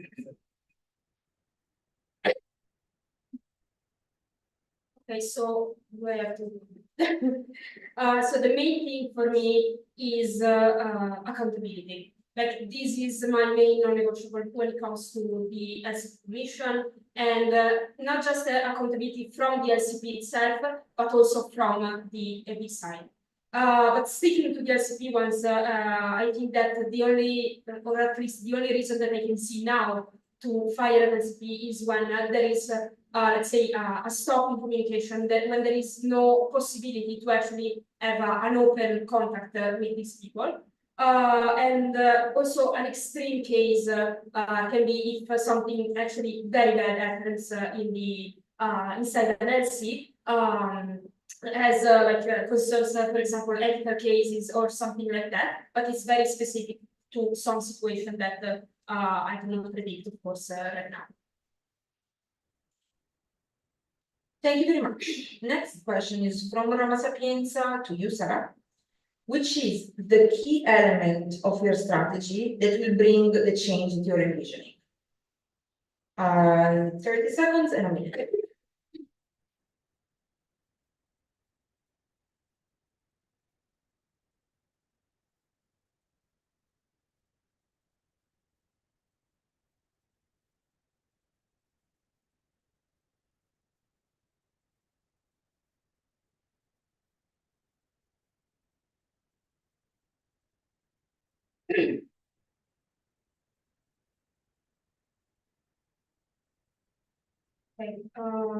The main point, also considering the three ones that I presented to you, is for sure the focus on the external relevance, and especially, as I said before, the partnership with universities.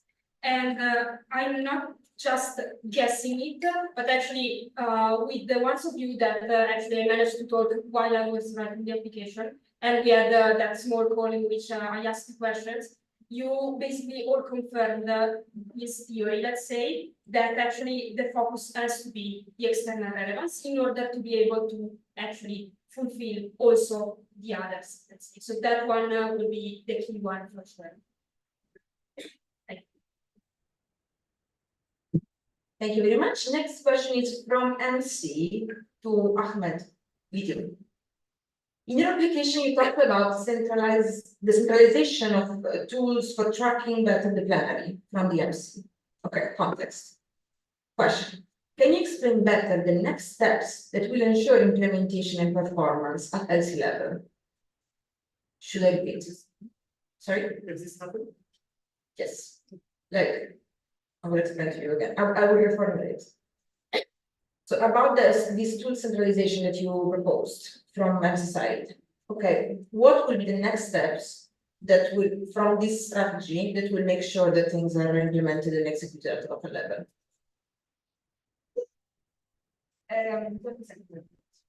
Okay. Okay. Fundamental beliefs that I always say, which is based on that, and I can't take any decision for any kind of LC if I don't know concretely what kind of data that this LC have and what kind of problems that they have.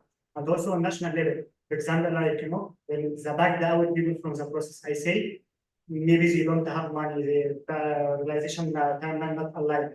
Good, but what is the number of these people comparing the number of what we have? If I don't know this kind of information, I can't take any initial step because, of course, like, I will have people, for example, doesn't back out from the process. But why and what is the reason behind it to build a real decision making based on data that we have? And that's one of the fundamental things for any organization to take their decisions, to be able to actually analyze what lacks them and then making it forward. But depending our sense based on the talk of people, it doesn't make sense. So that's why we don't have sufficient decision making, because we all base our decisions based on what the review talks about his local area.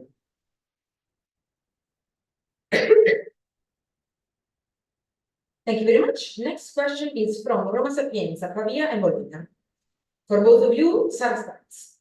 30 seconds to think, 1 minute to answer. Can you describe the key elements of the culture of Isaac in Italy and what would you change? Yeah. 1 minute to answer.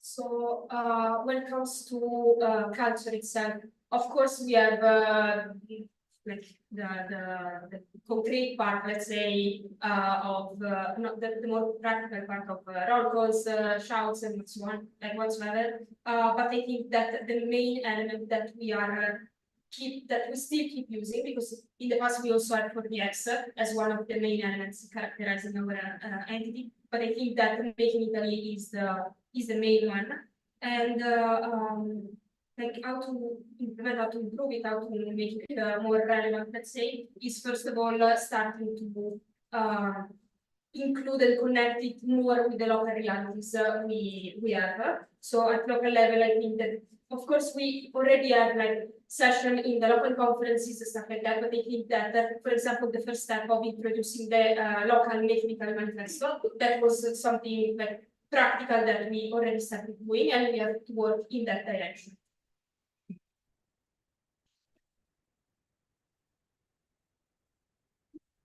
I think I will mention the first element, which is unified in terms of the FCs, which is something I was saying in my interviews, that Isaac and Italy planning, it's so easily like to change if there is a strong division and a strong direction for this. Why? Because the whole LCs is unified in this sense. And that includes the second thing, which is the purpose. And I've never seen people actually working because the purpose of the things, and not just for themselves. And that's which of course like include making Italy, because people want to work for better, for making them better versions for their country.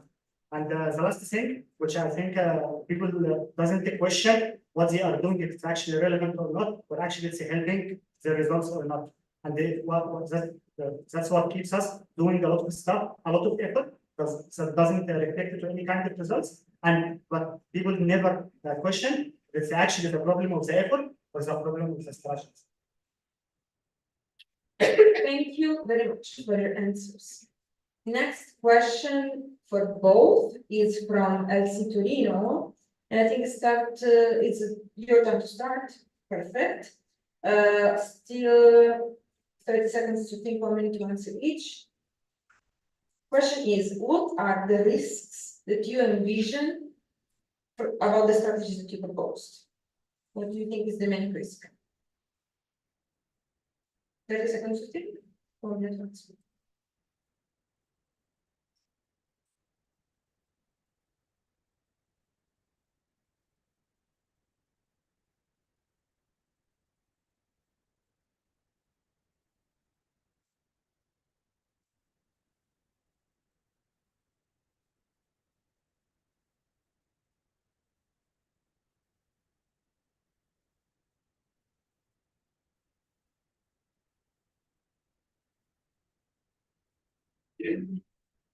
As I was mentioning, that subplanary works usually out of purpose. And there's another risk if I fail like to convince the people about how that change can be happen, that will fuck up everything, because if they actually believe, they will go crazy after it, because they will work out of this purpose. And I think that's the main risk or the main challenge, to make the MCP first three LCBs aligned with the same vision, but how to make the entity better in the next.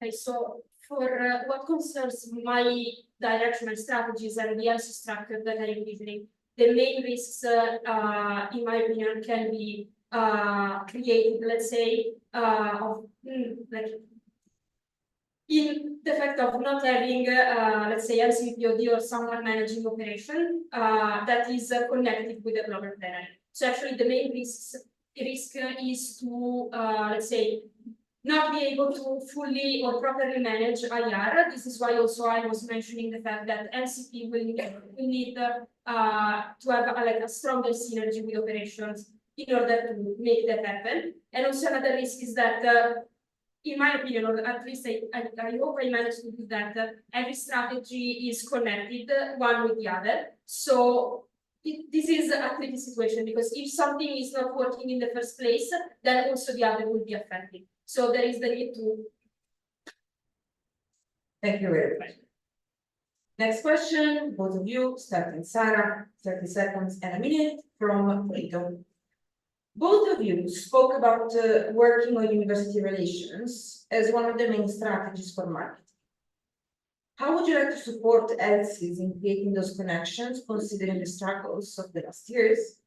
And which kind of opportunity you're envisioning coming from the university? I think this is two questions. So, but it's number one, how would you support the ELSIs in creating connections with the university? Second, which opportunities do you see coming from these increased university relations? So for this reason, you're gonna have 30 seconds to think, but 1 minute and a half to answer. Generosity.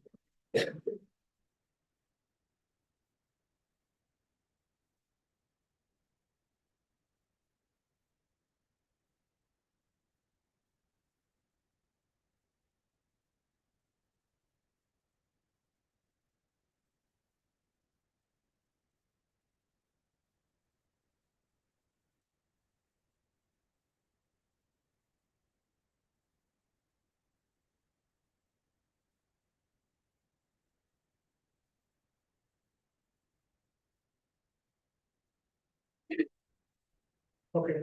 I think the question is more personalized based on the LC state, but looking over about the overall state of the planning, the first question should be asked why actually the people doesn't utilize other markets, because they actually don't know they have other markets and how they can explore. And I think that's the first step to make actually people understand what other markets and how we recruit people and how we actually can initiate marketing activities there, because actually they don't know about this thing. And the second thing, which is something like lost through COVID, which is the credibility between university and ISAC as an organization, which is something our MCP marketing is started to do with some universities now, which is building a contract like to help support this XC to show the credibility of ISAC and as registered organization that actually it's okay to participate with this university. And I think one of the main three things, of course, like it depends on the state of each university for benefits and see. First thing, some of universities, based on their credits that they need for internship or something like this, like they consider GP as an opportunity for to cover this credits, which can be very strong, like selling point for us as an organization. And the second thing, which is creating a new initiative, because how we create ISAC in another state is it's campus based. If we don't have this strong relation with other universities, as even through MC, we can't have this connections. So for the first question, so how that will be supported, I think that this is exactly why I decided to put MCP marketing together with the PD department, because MCP PD and PR can be, let's say, a bridge and a huge help to support the DLs, because like LCPP marketing or LCPs in general, of course, can do and can build a university relationship, but in the moment in which they are not able to do that, then the national, the DMC itself can provide a better support in order to show the university that it's not just the ISAC in Trieste, Bologna, whatever, but it's ISAC in Italy working with them. And in terms of results coming, I think that also that I tried more or less to explain it to you, that it can be in terms of sponsorship, in terms of reliability of the organization itself, that can impact also, let's say, the way and the numbers of leads that we manage to get from university. We will have, if we manage to build them, local events, also in collaboration with our partners. So the benefit of managing to build a strong university relationship is actually like can be extremely wide, let's say. But these are just the main points. Thank you. Thank you again. Next question is from Roma Sapienza for both of you. Sarah, you start. How do you envision productive education and onboarding during summer, being it a low focus period for ISAC membership? Is the question clear? Can you explain? Absolutely. How do you envision productive education and onboarding during the summer, as it is a low focus period for ISAC membership? 30 seconds? No.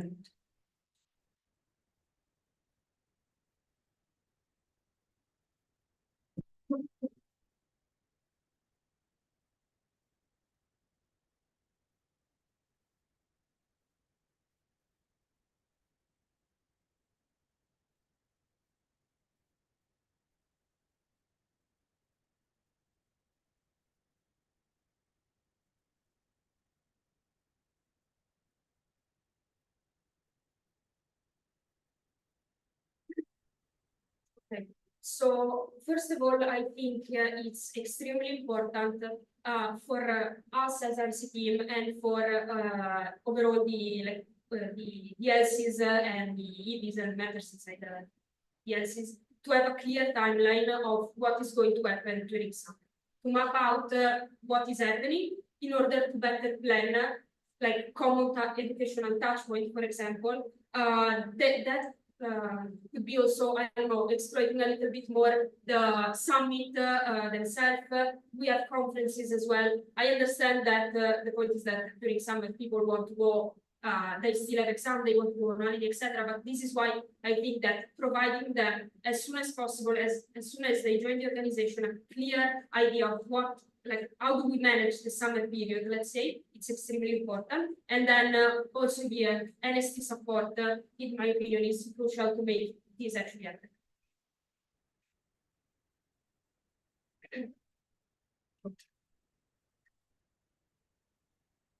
I think like one of the main things, like we shape our operational timeline based on our membership timeline, not the opposite. And of course, like in this period in summer, it's fundamental, like we will exploit more the people that is inside the organization, not the people that will recruit, because it's a realization week, which is in August basically. And the second thing, like to ensure how people will feel committed, especially in this sense, which actually like it's two things when I was thinking deeply about it. Because first thing, what kind of experience that we say to the people that we are selling on phone or in an interview or something like this. And this kind of experience that we are selling to the people, if actually the BB or the member not convinced about it, we can't sell it in a proper way that actually I can feel committed, like to spend at least like 1 or 2 days during the whole summer to do something for Isaac. Because at the end, if you gather the whole hours that he will contribute, it's not that much at the end, especially in the first months of his experience. And there's a third thing that we started to do at least, which is the practical involvement, which can be improved.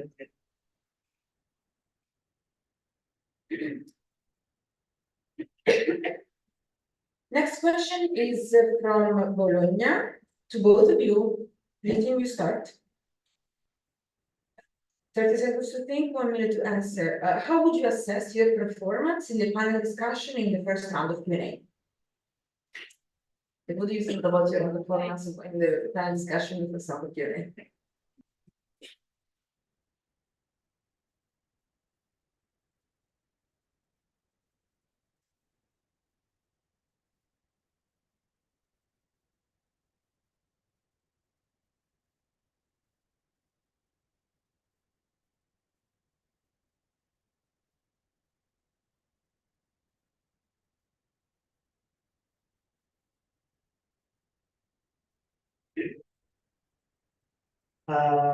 For me as a person, I feel satisfied because I did what I can, the best out of me in this moment. Of course, there's always a way of improving, as we say, how it can get better than this. But of course, like that's what I did in the best in this moment, and that's what I thought of in this moment. But of course, when you reflect, you find the better answers. But that's how it was.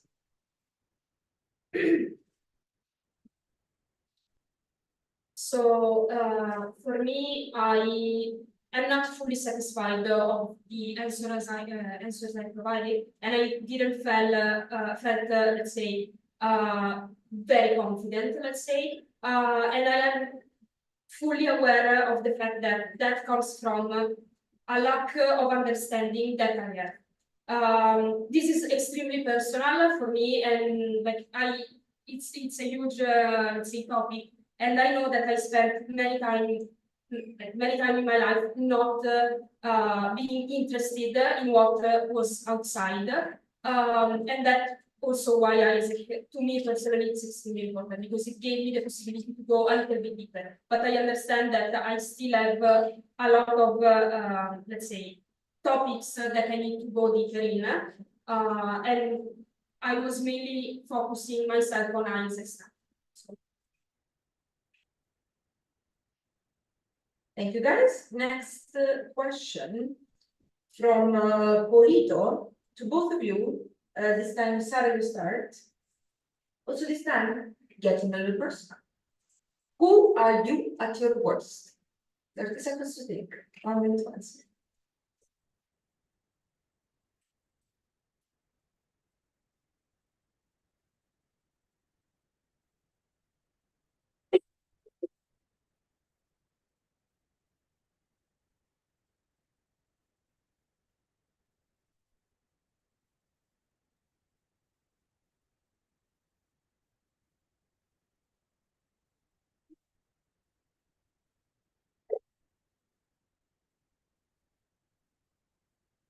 Okay, so at my worst, the main thing that let's say happens to me is that I stop connecting with people and I stop interacting with them. And let's say the main point is that I tend to close myself in not just physically in like my own room or wherever it is, but also I tend to close mentally. So whenever inputs, feedback, insights are given to me, I tend to push those ideas away. And so this is, like, of course, this has an influence on the daily work, if we want to refer to Isaac, that I have. Because, of course, like, Isaac is nice and Isaac is good and Isaac is amazing because it gives you the possibility to enrich your thoughts, let's say, in having conversation and having, let's say, exchanges with other people. So if that.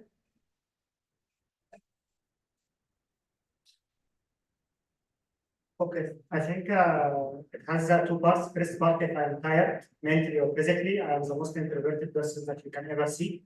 And the second part, which is if I felt I am failing, and I will work 24 hours because I'm a person, as I told you in the morning, fear is a very big part of my life. So fear of failing drives me crazy. I think that's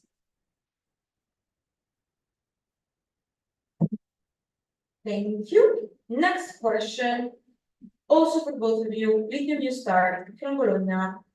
As the role of coaches is important in both strategies, and considering the second part of the year, the coaches are necessarily coming from the MC. How do you think you can make sure that the MC is not overloaded by this? Is this clear? Perfect. 30-second, 1 minute.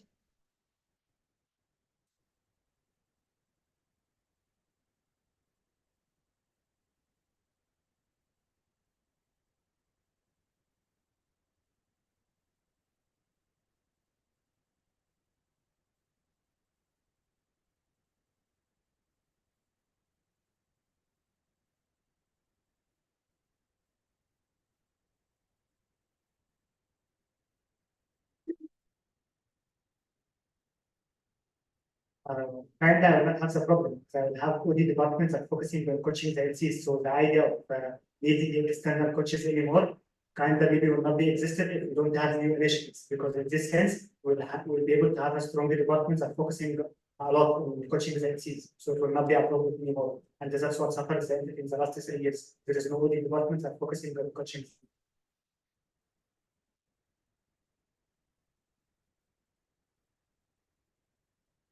So the point is that, in my opinion, one possible solution is to split the LC among basically all the LC members, but the MCP. The fact, like, based on the LC needs. So if some LCs, for example, LCs that are running IGB they maybe can benefit of the help from the help of MCP, PD, PR, DD, and EWA, because they are more focused on the selling of that. So it should be something a little bit more customized. Always to keep in mind that there will be, if that happens, there will be the need for MCPOD and the whole MC to be extremely aligned on the next step, and there will be the need to have specific touch points in order to, like, where to review what is going on in CPLCs. So it could be a little bit tricky in that way, but I think that overall it's manageable.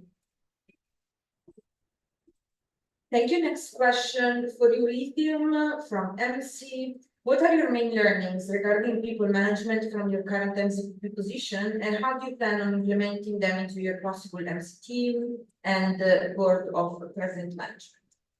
Is question clear? 30 seconds to think, 1 minute to answer.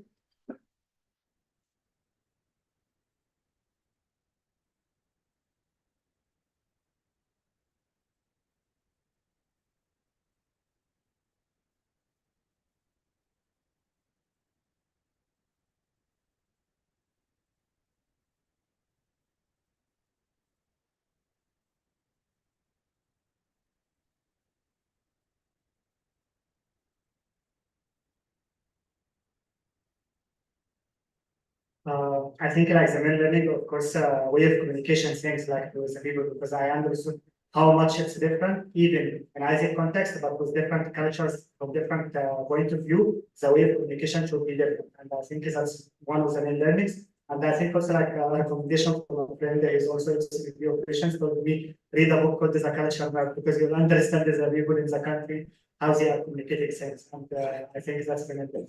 And of course, like it would be that's what will be the main topic in terms of the legacy. That's why I put it as second thing in my priorities, network management and communication, because that's the thing that I want to like to work on it, because without communication you can't influence the board of director, and at the same time you can't align the MCP about one vision. That's the main. Thank you very much. So now I have one last question from MC Brescia, and then we would officially be done with the Q&A. But you know what, let's do something. I will leave one space for one wild card question after this one. It can also be something funny, especially if it's something funny. So we can kind of finish it with notes. So whoever of you wants to think of one, then get ready. So the last official question of the series is from Elsie Brescia. It is for both of you. Sarah, you start since you were the last one to speak. Last week of November 2024, no pipeline from MC for the MCP. What do you do? 30 seconds, 1 minute to answer.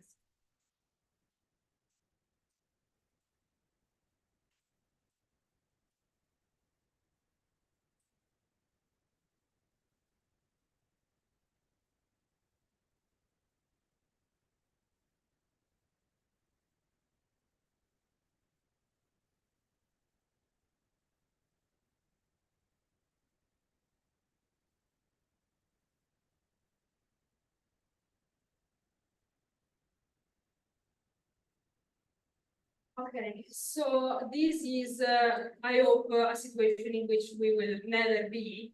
But if I don't want to say that I will not be in that situation, of course, but I think that in order not to reach that state, you have to start working on building the pipeline way in advance. But let's suppose that I did not manage to do that, that no one from the MC wants to apply. Then, of course, there will be, I suppose, national grounds, and I don't know, the better, like the best idea that comes to my mind is whether or to look to, like, inside the global plenary for someone that can actually lead the entity and is willing to do that, or to look inside the LCP Commission and understand if someone is willing to take this huge and big step. But I really hope we will never face that, like, for real. It's really.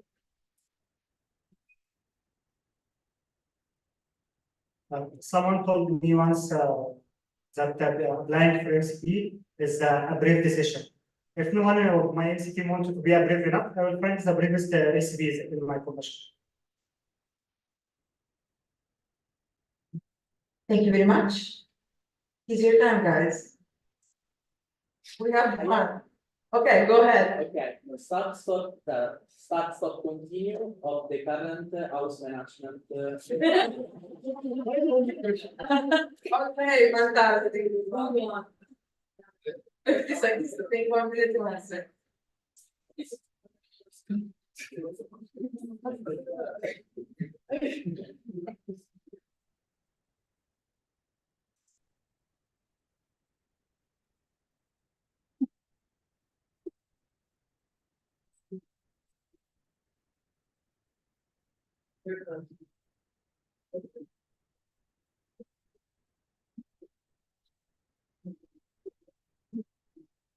Start to not make Boogie yell at me, if not washing the dishes at the end of the day.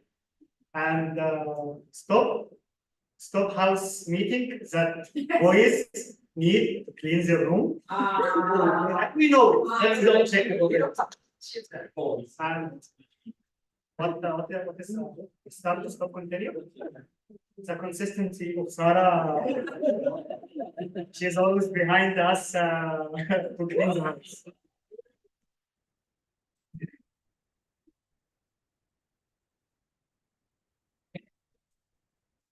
For me, it's extremely easy.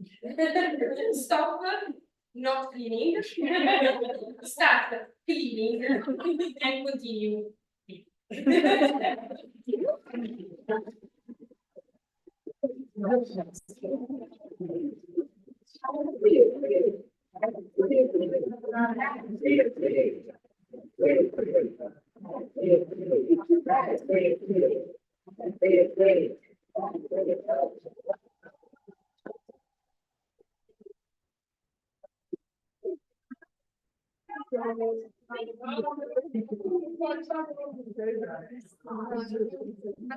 Bene raga, non scappate, we are about to announce the rest of the agenda.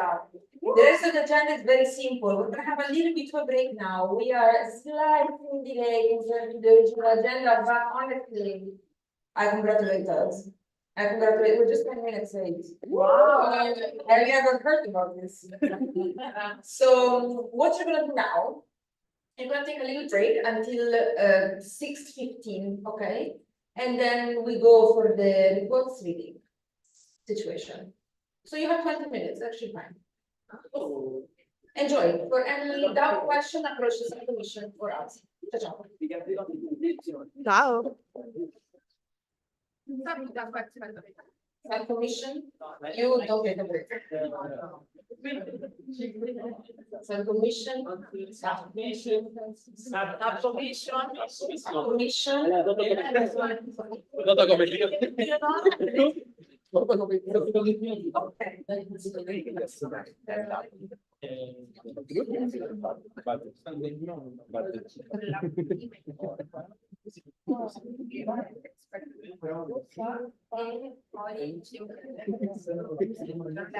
Possiamo fare una foto?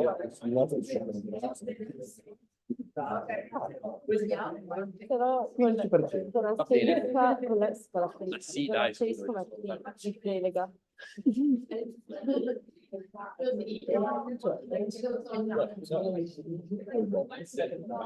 No, neanche una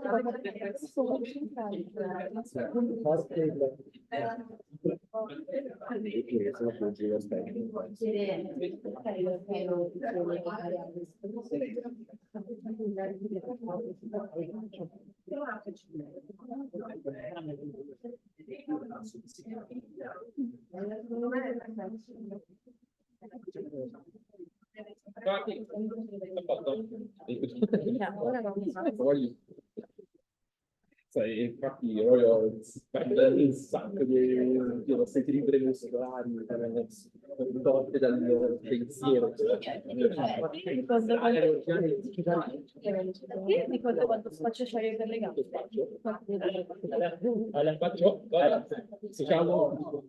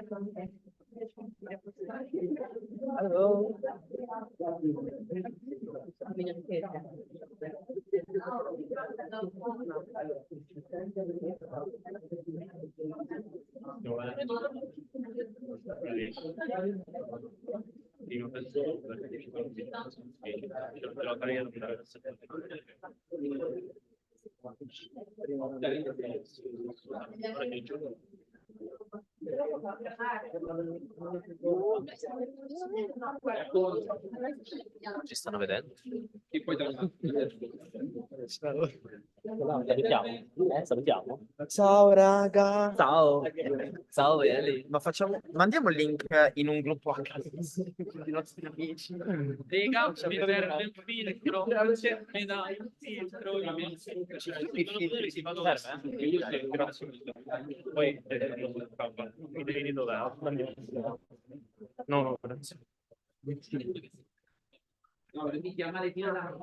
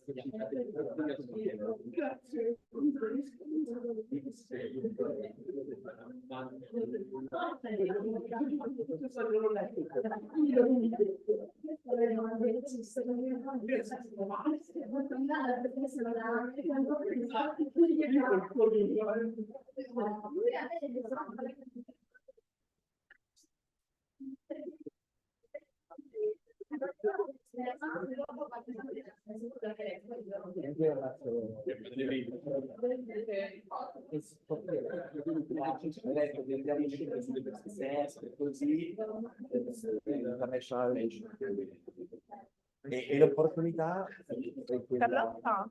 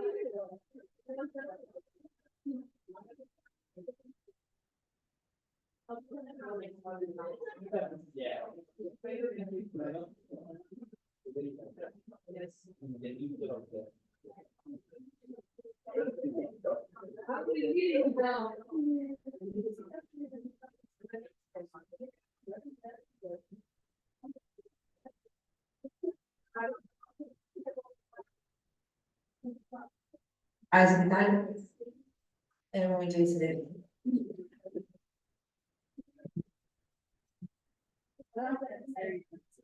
Pubblico in fondo alla sala. Max, Massimiliano.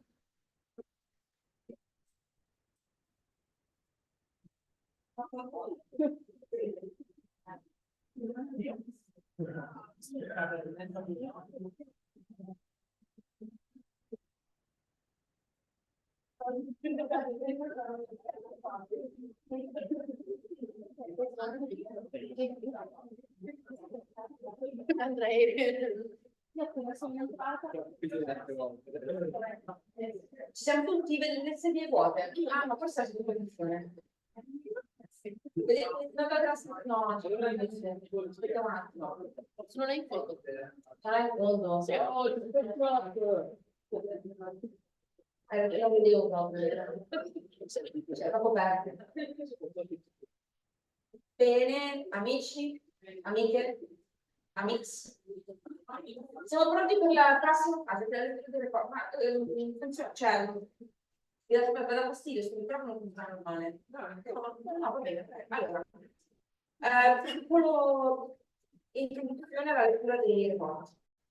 Allora, i report sono tre. English. The reports are three. External report by Alternative 2, alumno report by Dusan Stojkovic, and subcommission report by the subcommission. Good job, good job. Allora, they're gonna read the report. LCPs will receive them also via email. Okay, so you can follow or anyways have them as a reference. The reports are assessing similar things. Each LCP member of the subcommission will read one report. So starting with the external, then we're gonna go to Dushan's report, then we're gonna go to the subcommission. Okay. So FYI, the external report and Dushan's report have also some both grades. Okay, they have some grades. So the people who were assessing were also asked to give a quantitative assessment of each category that they were evaluating. The subcommission, as a subcommission, we chose not to, for multiple reasons. Number one, because we could choose not to. Second, because we didn't have to. Number two, because in our opinion, we are not the body to be giving numerical evaluations. You know, we're kind of like men and women of the people, so you know what I mean. And also because at the end of the day, both the MC representative, MCP, and LCPs have worked with the candidates before, so they might still have some bias. I met them maybe once in my life, but still it's not enough to have one person who does not know them to give a numerical evaluation. Okay, there is still too much risk of bias. So what we chose to do was to give a qualitative assessment of what we highlight as main differences and characteristics of each of the candidates based on the individual interview, which was composed by 22 questions. It was around 1 hour each, in which we asked many questions about the categories that will be listed in there. So we're basically highlighting our findings that are shared between all of us. No numerical evaluation. Makes sense to you? Perfetto. If it didn't, it would still be too late. So, questions about the reports? No. Beautiful, then I think we can start. We can have, maybe one at a time. They're gonna read first the description of the evaluation and then everything. Please use the microphone. Perfetto.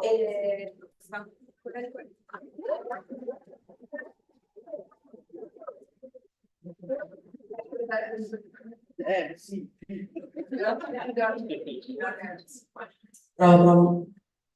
Okay, good evening, everyone. I will be reading the external report done by Antonella Magliabue from our supervisory group. So both interviews were done in English and were based on macro points that make up for the job description of MCP. And the criteria for the external interview were as follows. Role and competencies of the president as CEO of the organization. So managerial ability to manage people and resources. Second criteria is organizational knowledge and strategic vision. Third point is direction for ISEC in Italy during the term 24 to 25 with clarity of the objectives of short term and long term. And then clarity on the relationship between the ISEC values and what happens in our countries in the world. And last but not least, the soft skills. In the report that will be given to you via WhatsApp, you will be also read more deeper what does every criteria mean and what was evaluated, and also the scale of assessment that you already know is from 1 to 10, the one that we also use for evaluating our processes. Okay, except for the soft skills criteria that is never there. Okay, so if everything is clear, let's go on with the record stating, and the first criteria is the one of role and competencies of the president, CEO of the organization. And for Lithium, the grade is 9, and the comment is Ahmed has a deep knowledge of the organization and its strengths and weaknesses in managing teams and resources, thanks to his extensive experience already gained in ISEC. For Sarah, the grade is 8, and the comment is Sarah has capitalized on experience gained in ISEC at local level and thoroughly reflected on what the role of president entails and the managerial skills required. The desire to work towards goals can support you in carrying out those tasks, such as the relationship with LCs or partners, which has not been able to experiment fully locally. The strong focus on people and the ability to solve problems allows her to overcome the limits related to introversion and confidentiality. Then, the second criteria is organizational knowledge and strategic vision. And the grade for Ahmed is 9. He has great capacity for analysis and vision, think strategically and reason by books. His experience leads him to consider the bigger picture of the organization, both in the local and the global logic and projection in the future. While for Sarah, the grade is 8, and the comment is Sarah has reflected a lot on the organizational side of her mandate and the future and vision of ISEC that pivots on the mission and founding values of the organization. Excellent attention to the relationships and external impact and potential to develop in terms of capitalization of the experience of ISEC and what it offers to children. Let's say this. Then, third criteria. Direction for the ISEC Italia during the term and with clarity of short-term, long-term objectives. For Ahmed, the grade is 8, and the comment is he has ambitious goals and sees his highlights of his program in logic of his mandate and long-term contribution to ISEC. Very positive focus on external recognition of the association and the core and mission of ISEC. Discounting the fact, despite the fact of being recently in Italy, so in external relation dynamics might need a surplus of support to understand the local mechanisms and habits. While Sarah had a grade of 9, and the comment is she is determined and aware of the side determined and aware of and has a clear vision of the objectives and their hierarchy in the short term and how achieving them can contribute to creating positive impact in the long term. Okay. Then, sorry for the technical esagine, but I'm not used to using markups. Then we have clarity of the role of ICT, what is happening in our country and the world. The grade for Ahmed is 7, and the vote derives from a sort of average with respect to the elements of analysis. Ahmed has a great awareness of ICT with respect to the global dynamics and clear vision that the association must remain faithful and consistent with its mission. The little experience in Italy determines the fact that it will have to acquire awareness of local dynamics, particularly with respect to external stakeholders.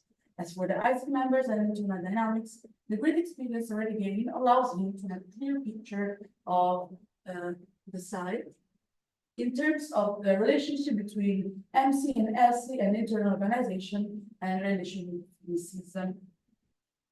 While is for Sarah, the grade for this criteria is 8, because she has a clear idea of the role of ICT in the national and international context and is willing to claim the role and work for the knowledge, education, reputation, and positioning of the organization. Last but not least, we have soft skills, in which again we don't have grades. And the comment for lithium is comment on soft skill particularly emerge from the candidate, both positive and possibly too.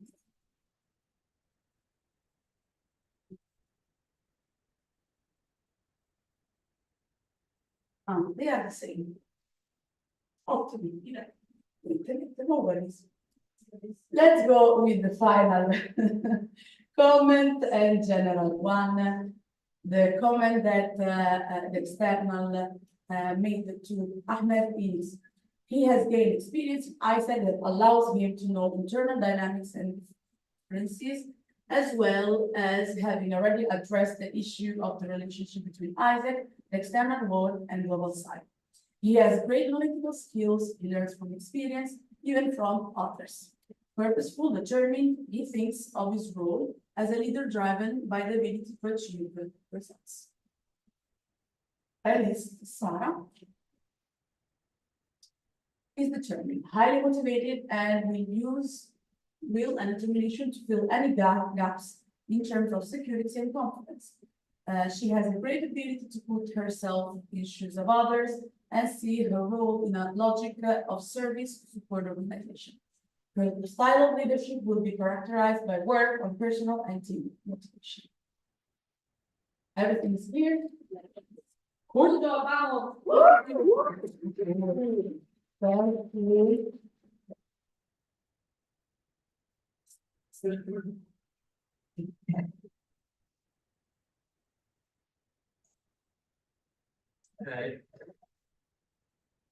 Si sente? No, non si sente. Entra? No, sorry, it's a serious moment. So, this is the assessment with previous MCP, Fusion, MCP 1819. The evaluation scale is the same, the points and the arguments are the same, so we skip it. And I will read all evaluation before for lithium and after for Sarah. So we start with candidates' competencies as future CEO of the organization, ability to manage people and resources. Score 6.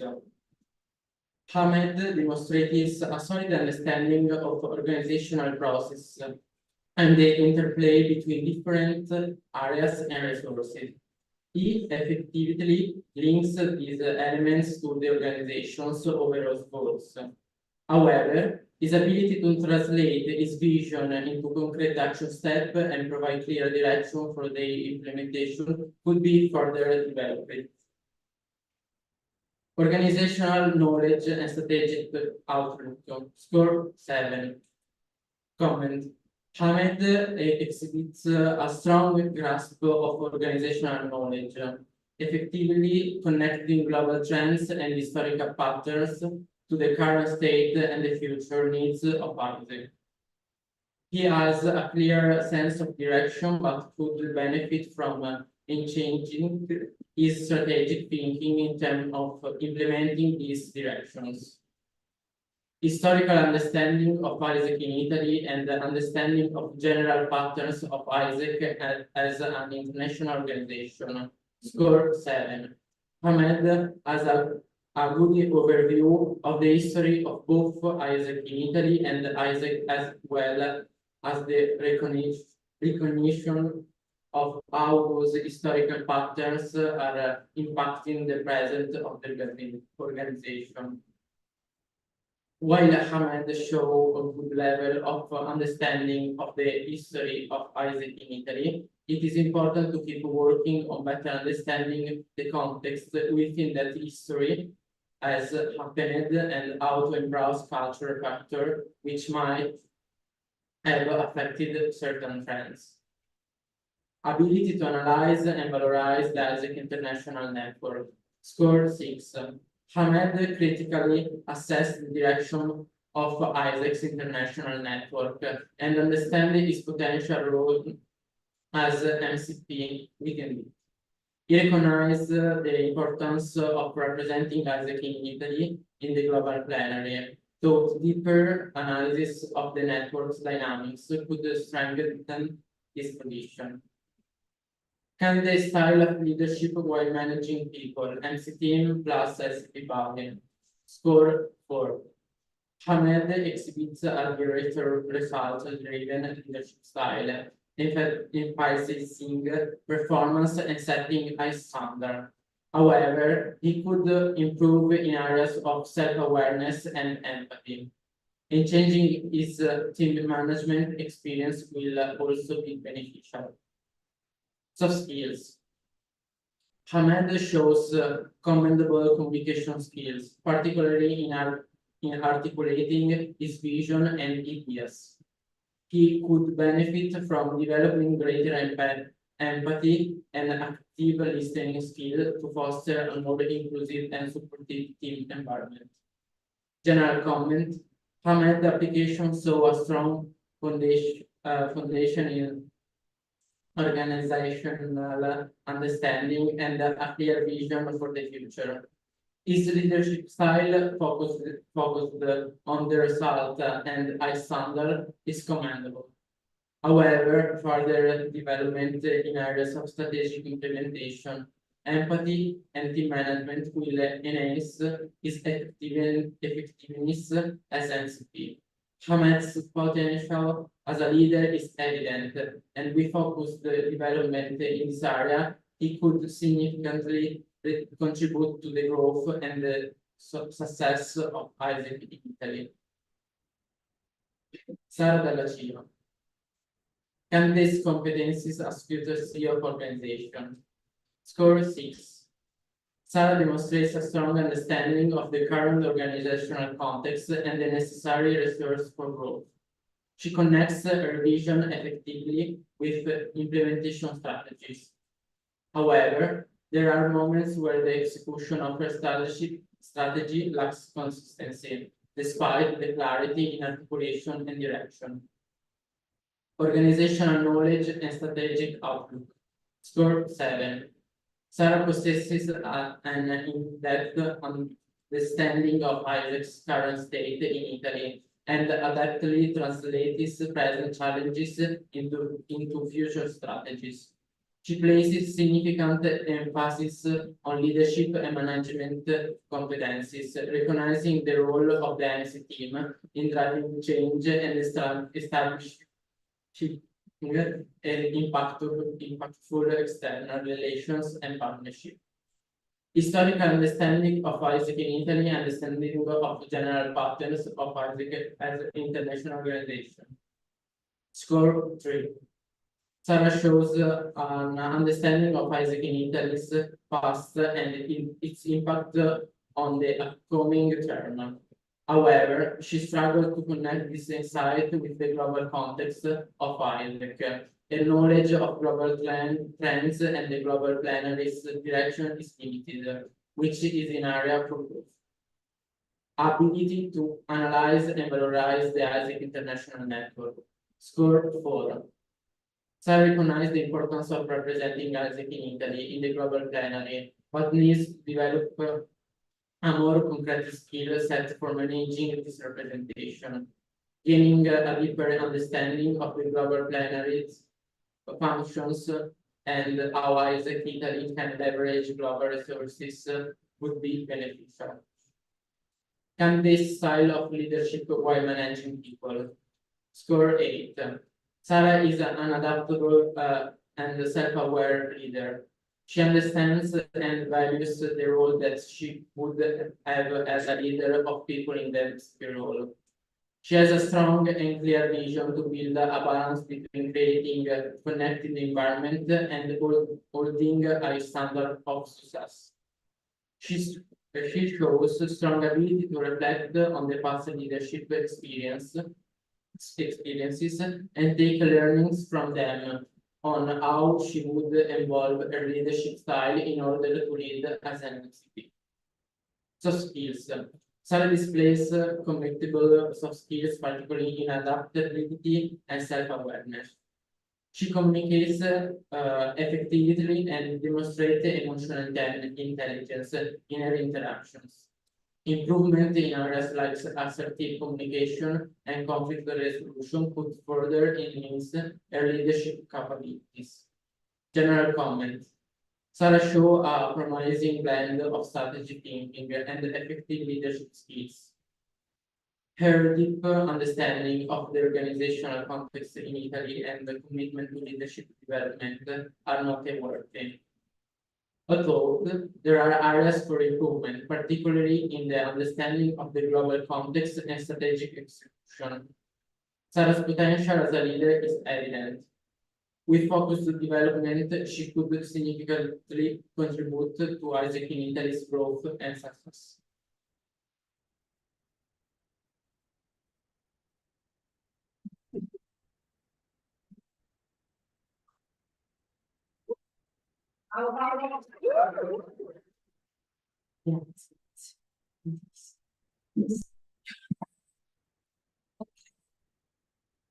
Now I will go through the report from the subcommission.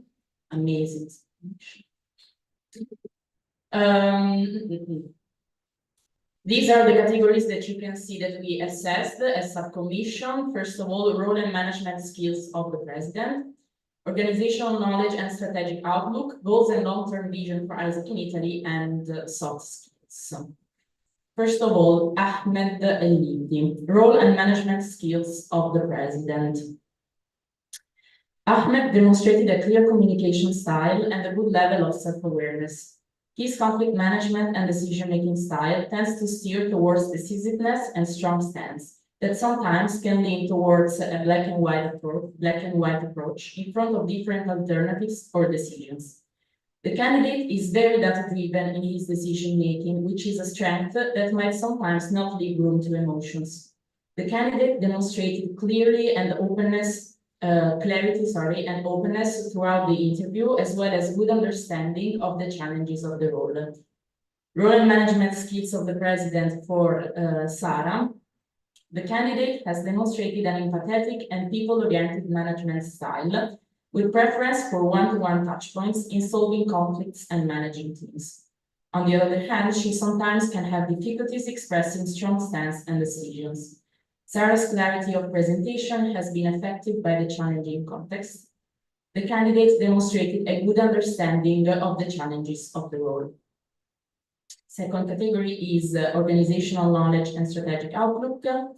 For lithium, when asked to bring GCPs from the global plenary, Ahmed chose examples of excellence in MXP management and engagement, identifying it as a priority in his vision. The candidate shows a good understanding of the current state of ISAC in Italy and ISAC globally, with a particular strength in operations and departments with internal focus. Yes.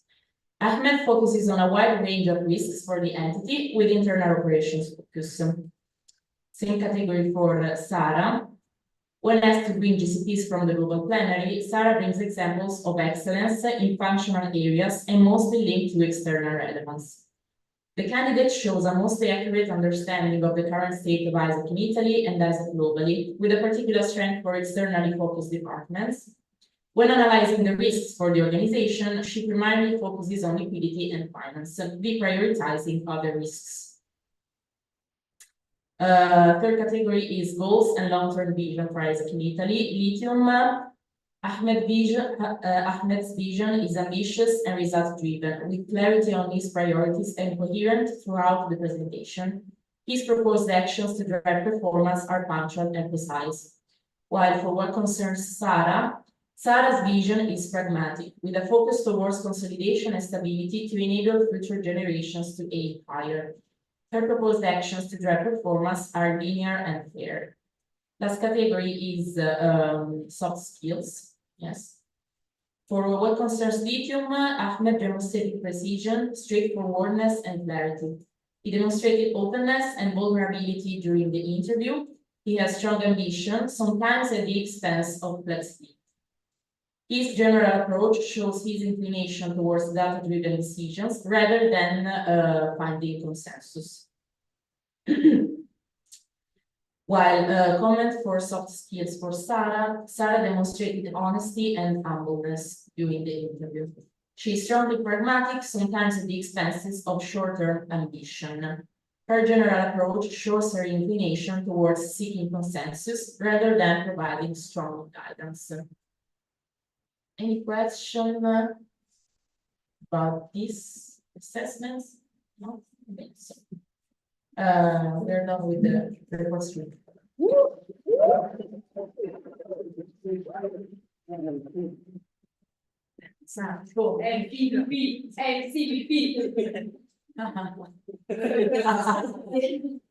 Can we go away? I'm following on the plan.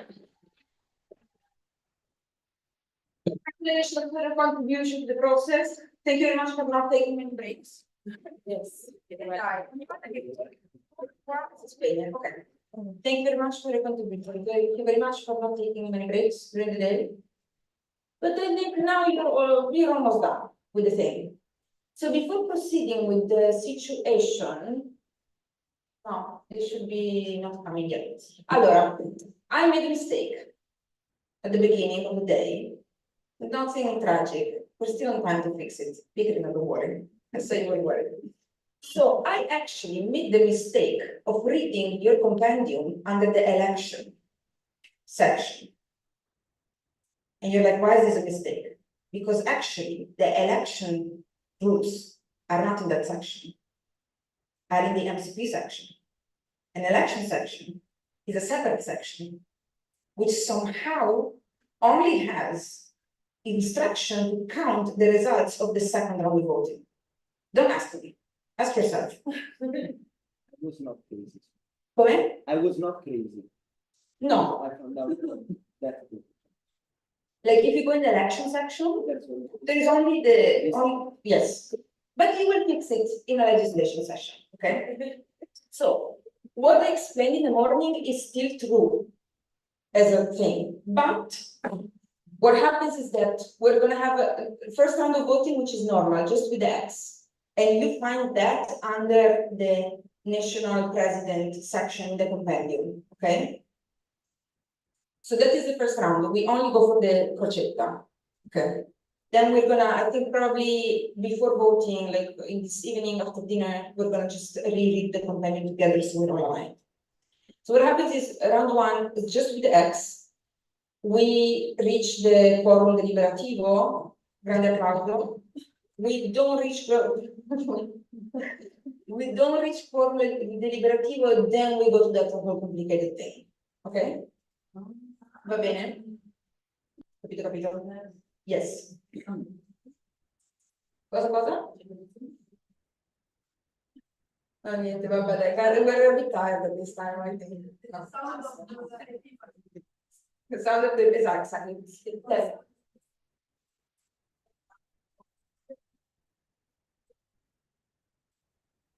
X, you put X, and X means yes. If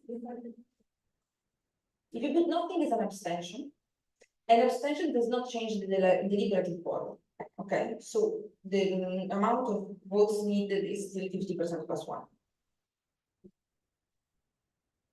Based on your compendium, which we just reviewed. You find this at the section 2.1. Esempi numerici. Let's say we are 10. Quorum deliberativo is at 6. You teach me. L'insegnante. So let's say that everyone votes. One person gets 7, the other gets 3. Number 1 gets it. Let's say that out of these 10, 5 abstain. Okay, the deliberative quorum is still 6. So at this point, we go to the second round and we follow those instructions. Okay. Let's say that other scenario that I can think of. No, not in these two. So you have to have 6. Right. Okay, 6 and 5. 6 and 5 because we are 11. This is a good question, and as I discovered that I missed one point of your compendium, I would rather review it again. But 50% plus 1 is considered to be 6 or 7. It's 7. So it's 6 and 5. You do not reach the quorum deliberativo. Therefore, second round. 1 to n. 1 to n. Yeah. Arrotondo for excess. Round up. My question is, Sì. which will be the case where we won't have an MCP today? So, 2 cases. But you are disparate. So there are 2 cases normally. One is extreme parity. Extreme parity until the very end. So there is literally no one, but you cannot because you're 11. So there cannot be. Well, One voto nullo, come? one voto nullo, for example. Can you repeat again? I'm sorry. Un voto nullo e gli altri pari. Allora, in the first round, the voto nullo also does not change the quorum, the deliberativo se stessa. No, all'inizio. In the second one, yes, voto nullo, sì, you're right. Then if it's extreme parity, we don't get an MCP. Or if all candidates have 50% plus 1 of ends in second voting round.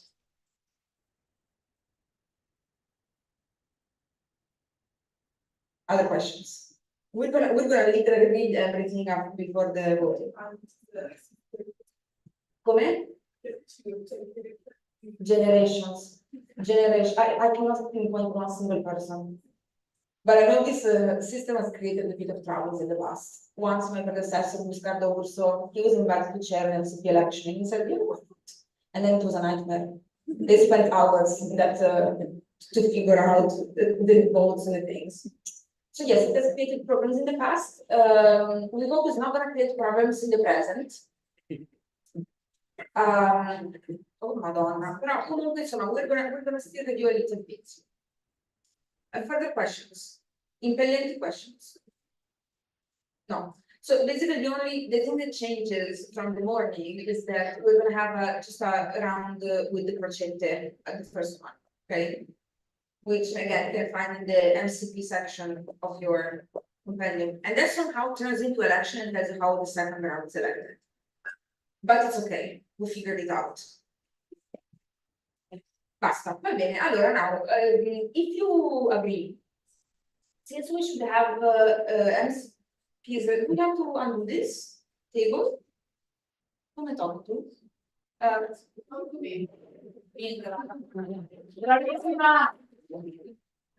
This is actually a questionable thing. Allora, We should go to the closing speeches right now, which is the very last moment, okay? Two options, because they should be starting now. But we have logistics. What is my logistics plan? Yes, what? My logistics plan, because we should just start this thing. Okay, we'll do it. Okay, we'll do it. Then we do a break. Okay, it is the exactly the right condition, and we should take a break Okay. until Ludo's back. Sì. Okay, you have the film, you open it and you read out, okay, and again and again, because for this time I understood how it works. It's a bit macchiato. Suggestion, properly read and It's a bit macchiato. Yes, so facciamo così, we gather back here in 15 minutes. If you're all together, you can send a representative. Just gonna check if Ludo is back. Ludo is back with here, okay? 15 minutes. If Ludo is not back, well, we will pick you up. Okay, 7:05. See you later.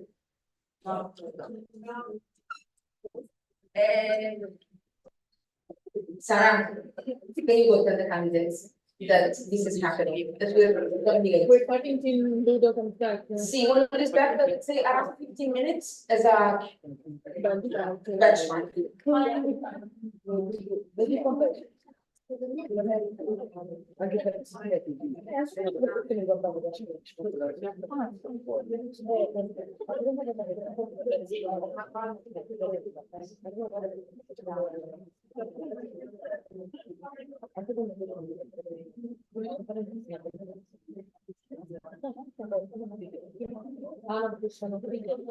No, io farei semplicemente, ma il primo mangerò tenuta, per cui o A o B o mistero, o A o B o mistero. Se tanto a secondo significa che quindi si passa alla seconda.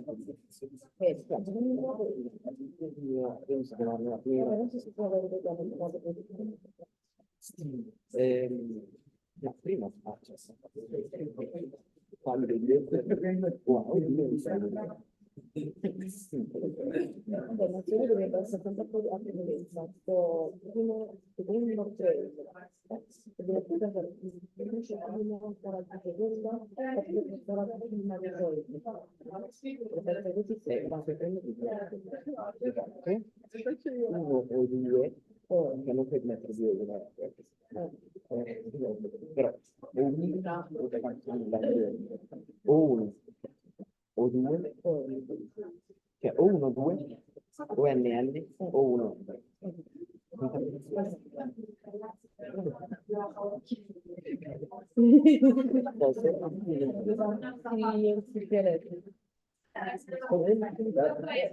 No, non cibo tanto. ma perché quelle la voglia da pensiero non si pide le 17 meno 6 expansion.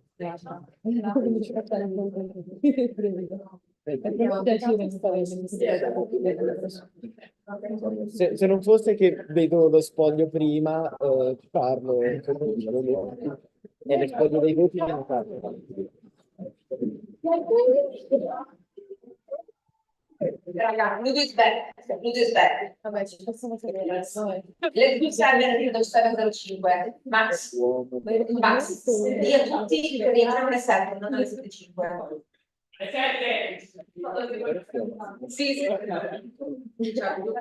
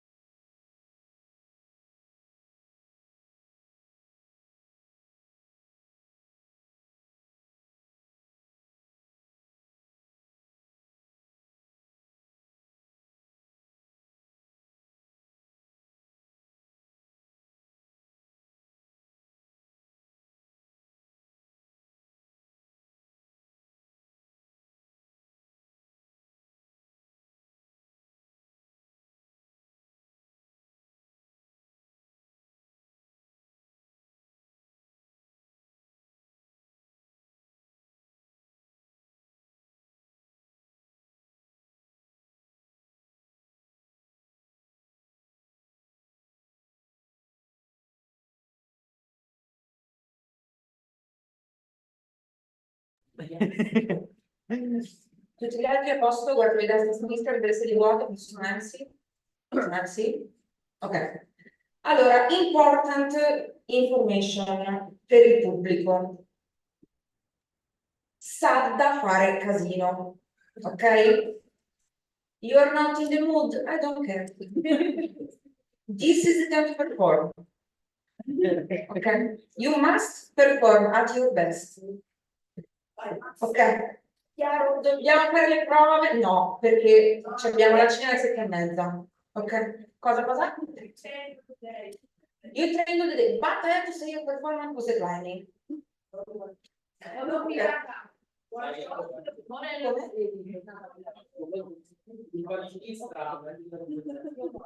Ok, allora stavolta facciamo let's put together a circus a bit, ok? So the circus, you know, they enter into the casino, okay? Then when they finish, more casino. We're open to some kind of proposal, I don't know, you can have the candidate, first rolls, high five, and do some interaction, okay? Chase the last one, then you are done. You don't have to do this anymore. So at this point. Va bene? Che cosa? Sì,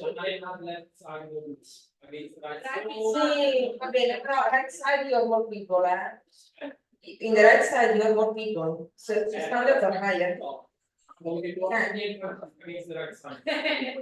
also have a new desk. Nicola.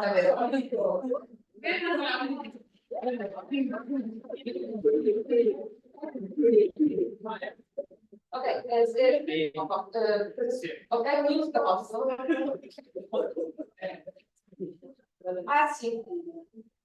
Facciamo così,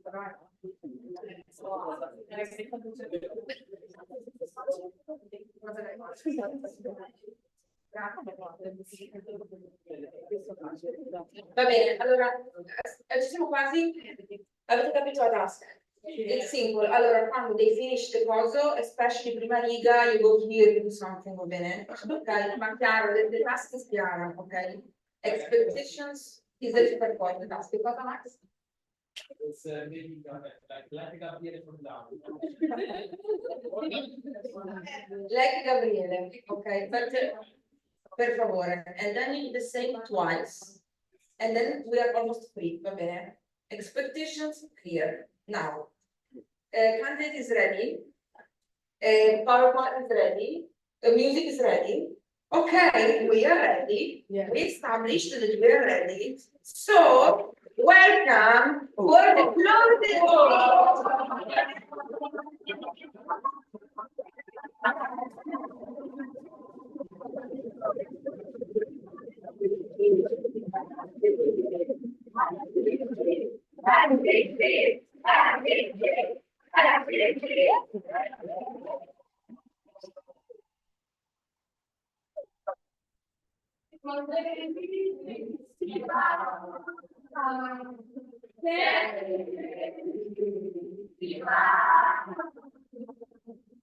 We took a lot of effort and 52 euros.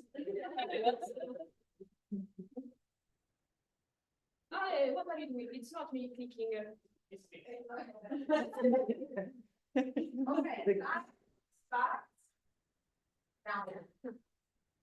Va bene.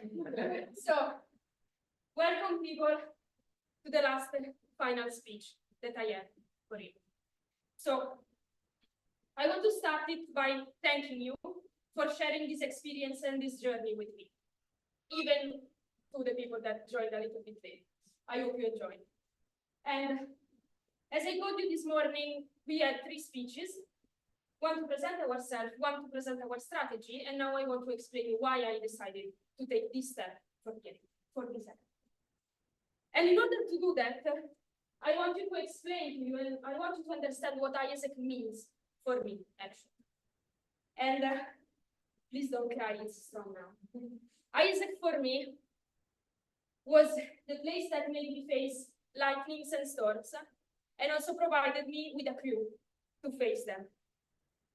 ISEC was the place in which I understood my value as a person and as a leader. And Also, I got the opportunity, I got the possibility to share my experience with others. And now Isaac is still relevant to me because it made me understand how important it is for me to preach the science and how important it is for Isaac in Italy to be the organization that in the first place does. And this is why I am standing in front of you today. And I want to tell you, and I told you how I want to eventually, maybe, lead this center.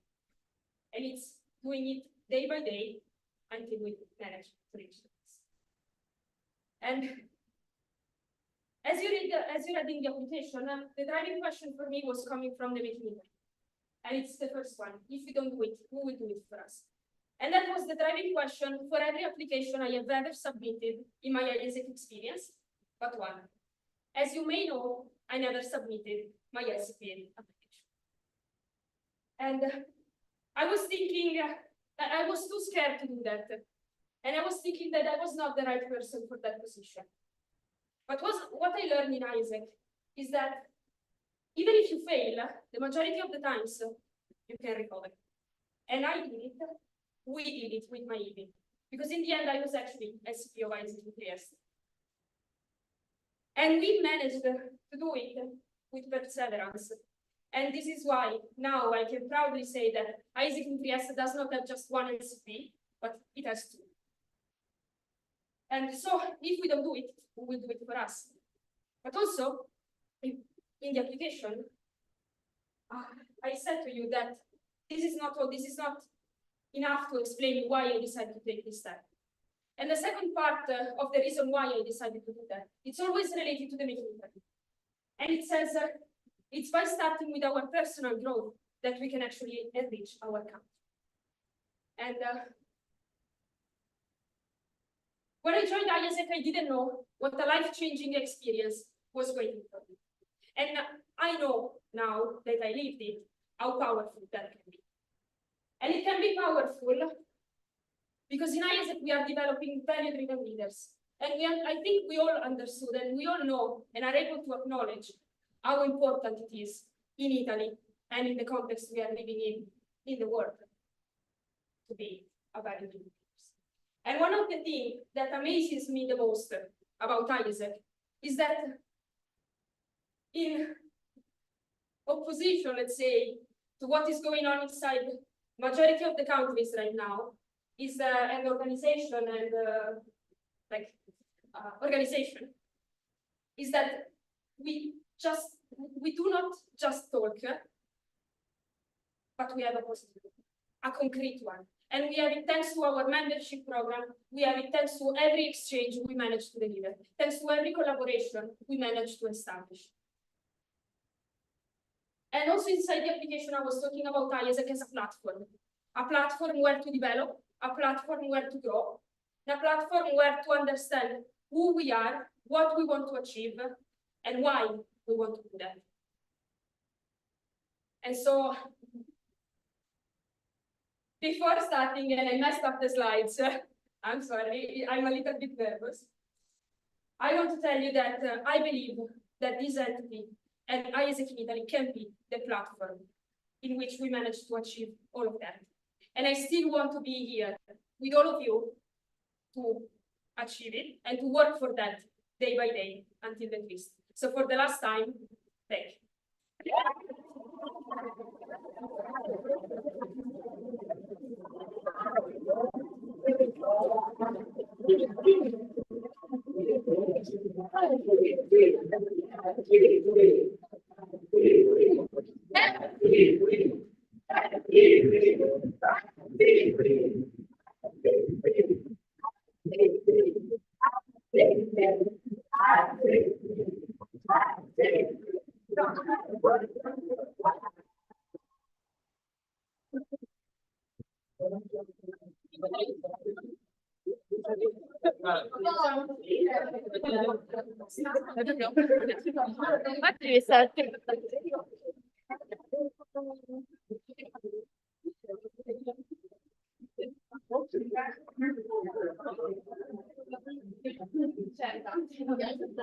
Ottimo, guys. You will surprise. Reward recognition has been at work. But yeah, Yes. not only the best questions. But also it was a running joke. They were not all good, all questions very good, but I do actually have some merchandising from the brand I work for. Ooh. So you will actually surprise. So thank you very much for this performance. You have to just repeat. Okay. One in the same people, so. So you know what, iteration, okay, so second time is gonna be better, okay, and then maybe I can kind of cut out the other things and we keep going, okay. Let me check, is, sorry, there is a signal. Right? Okay, then, perfect, guys, you are briefed, you know what to do. Is PowerPoint ready? Yes. Is music ready? Yes. Okay, so give an extremely warm welcome for the closing speech.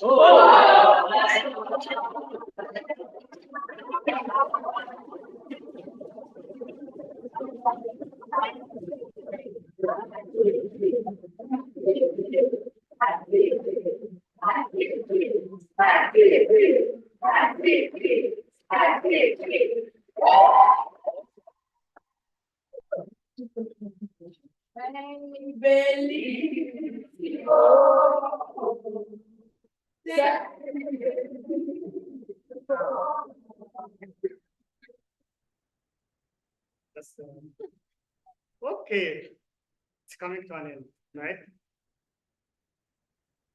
Why ask? I told you I wanted you at the morning that I'm a person that always ask why, because I feel so much afraid of not doing the right thing for me as a person. And also I'm a person that wants to understand the purpose of everything that I'm doing. But there was a question I was asking myself, especially in the last couple of years in Isaac, which was, does actually Isaac provide real life-changing experience? Is it worth it, the sleepless nights that we spend to deliver a task or something? Is it worth it, the stress that we get out of this environment? Because it's challenging in a way or another. And I understood later on that it's not just me. It's there is a lot of people actually around the organization asking the same question, especially nowadays, because we can see how many people leave the organization, and also at the same time, the people inside the organization ask themselves why I should do it more. It's enough till now. But actually, there is a very strong session called Why Isaac, and I got something from it which is very powerful. The core of Isaac has never changed. We just do very simple thing. We recruit young people, understand their personal goals, and try to facilitate the experience to achieve these goals. Of course, it's through challenging the environment at the end, while trying to provide similar experiences through our exchanges programs. Simple. Isaac is simple. Challenging, but in the same way, it's simple. And I touched this relevance in a way or another from a small conversation I remember last year when I was having with a VP. She was drawing, it feels like home in our office, and she was telling me how her VP experience fulfilled her as a person. From the conversations that I had with some people here, like to try to make them believe that they actually can do something more than they think. Even for me as a person, when I told you I'm always in my bubble, so having extreme diverse mindset that was dealing with me, of course it's changing me. And the element of all of this you can find, which is people, as we say, like, and Isaac, can't be complete without its people. Why? Because as I told you, each experience in Isaac, it's a story, right? A story of a change to make it better. Of course, for yourself and for the people that you are leading and for the experiences that you are trying to deliver. And when I reflected about myself, what kind of stories that I had, I lived a powerful story about how a group of individuals has a very extreme mindset of how to achieve something that has never done before. An inspiring story about how a group of people try to make the whole planetary believe that they can do more than they think. And I think is a very end one that everyone lives, which is a very emotional story. Emotional story in terms of you come at the end of the experience and you wanted to cry out loud because you don't want to leave the people that you worked with in 6 months or 1 year or whatever. And not just about these people, it's just a representation about how I was feeling crying in front of 400 people because I will leave. And the hard question that we drive us as an organization existed in our Isaac way. Can you imagine to the world what will happen if we engage and develop every young people? And remember the question, remember the movement that I was saying in this morning about a movement that has a great potential to change people's lives. And I was asking myself, what will be the hard question for this movement? And I reflected and I said, can you imagine what will happen to Italy if we achieve, if we develop and engage at least 1% of its Italian students? But when I reflected, but 1% is very low for a country and very high for us to achieve. But there is something also I reflected, which is it changes a gradual process. It doesn't happen suddenly, because when a movement is created, it's not just 1 year thing. It's all the years that are coming. And that's the success of the movement. Because if one generation did a lot of things, but the next one failed, the movement is failed. Doesn't mean they succeeded in this year. And the challenging part, that's what I said, that's what drives us as an Isaacers. We always want to put a challenge that we wanted to achieve more. But that's why I would like to say it, not just Isaac for Italy, but 1% of these people for Italy. Because the question at the end, the movement that we will create, I thought of it, actually it misses something. It misses the membership of the entity, the people that work their asses off, but they lost the relevance of what they are doing. And that's what I promise. Like, I want to have this level of clarity of what we are doing in Isaac to every single member. Because I believe at the end, if people started to question why Isaac, there will be no Isaac. Because if the people inside the organization ask themselves why I'm doing it, they will leave. And I think that's the question. And at the very end, I was also reflecting, because I'm a reflection person, I always reflecting. And I was saying, if you believe in this, I just want you. But not just you with the immense of love and the connections that you have for this organization, to be part of a story that I would like to call it a story of change, a change of people's lives, change of the people that we work, and at the same time, change of the people that change of the way that we think. But also, as I'm always asking myself, why? And I was asking myself also, am I doing the right thing? Yes, I'm doing the right thing. Dear Isaac and Italy, this was Ahmed Al-Lesi, your MCP applicant for the term 24-25. Thank you.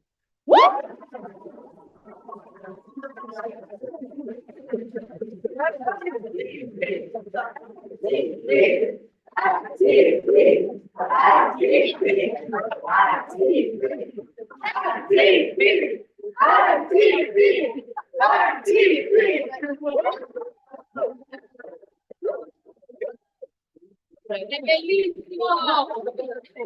A flower! Latte, ma con che carezza l'hai preso?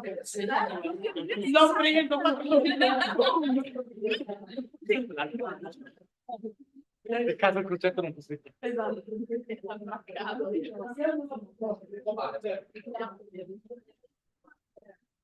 Cavolo, senso. Benissimo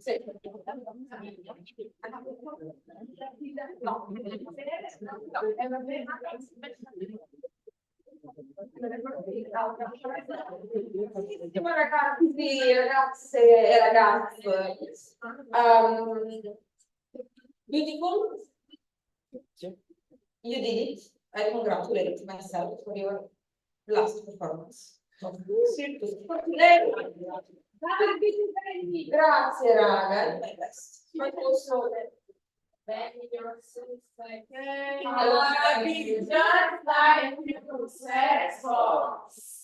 We were not doing this when I was there.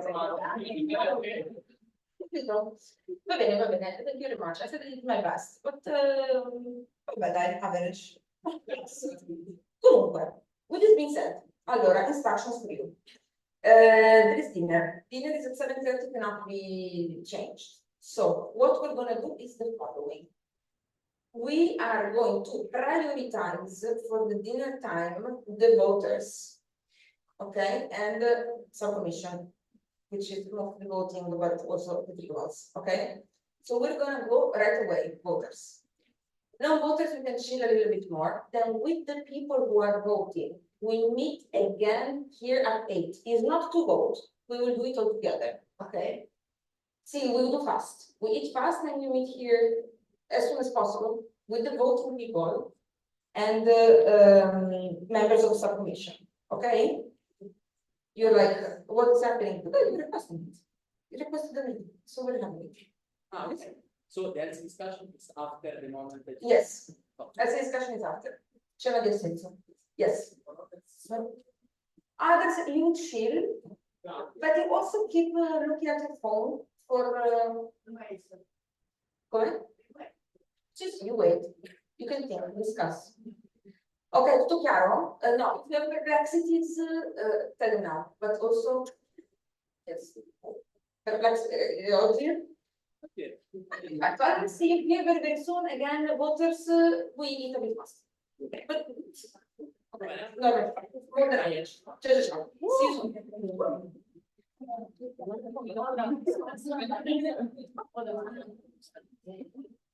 Non so cosa serve, perché non mangiamo, che fa Ah, vabbè. L'Olimpio lo leggeva.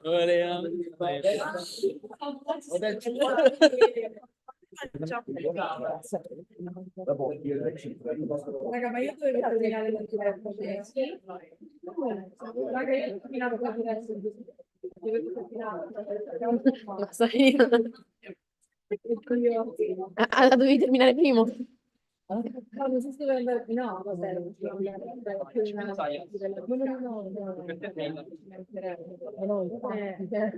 guarda, non mi fa il primo. Mandaci i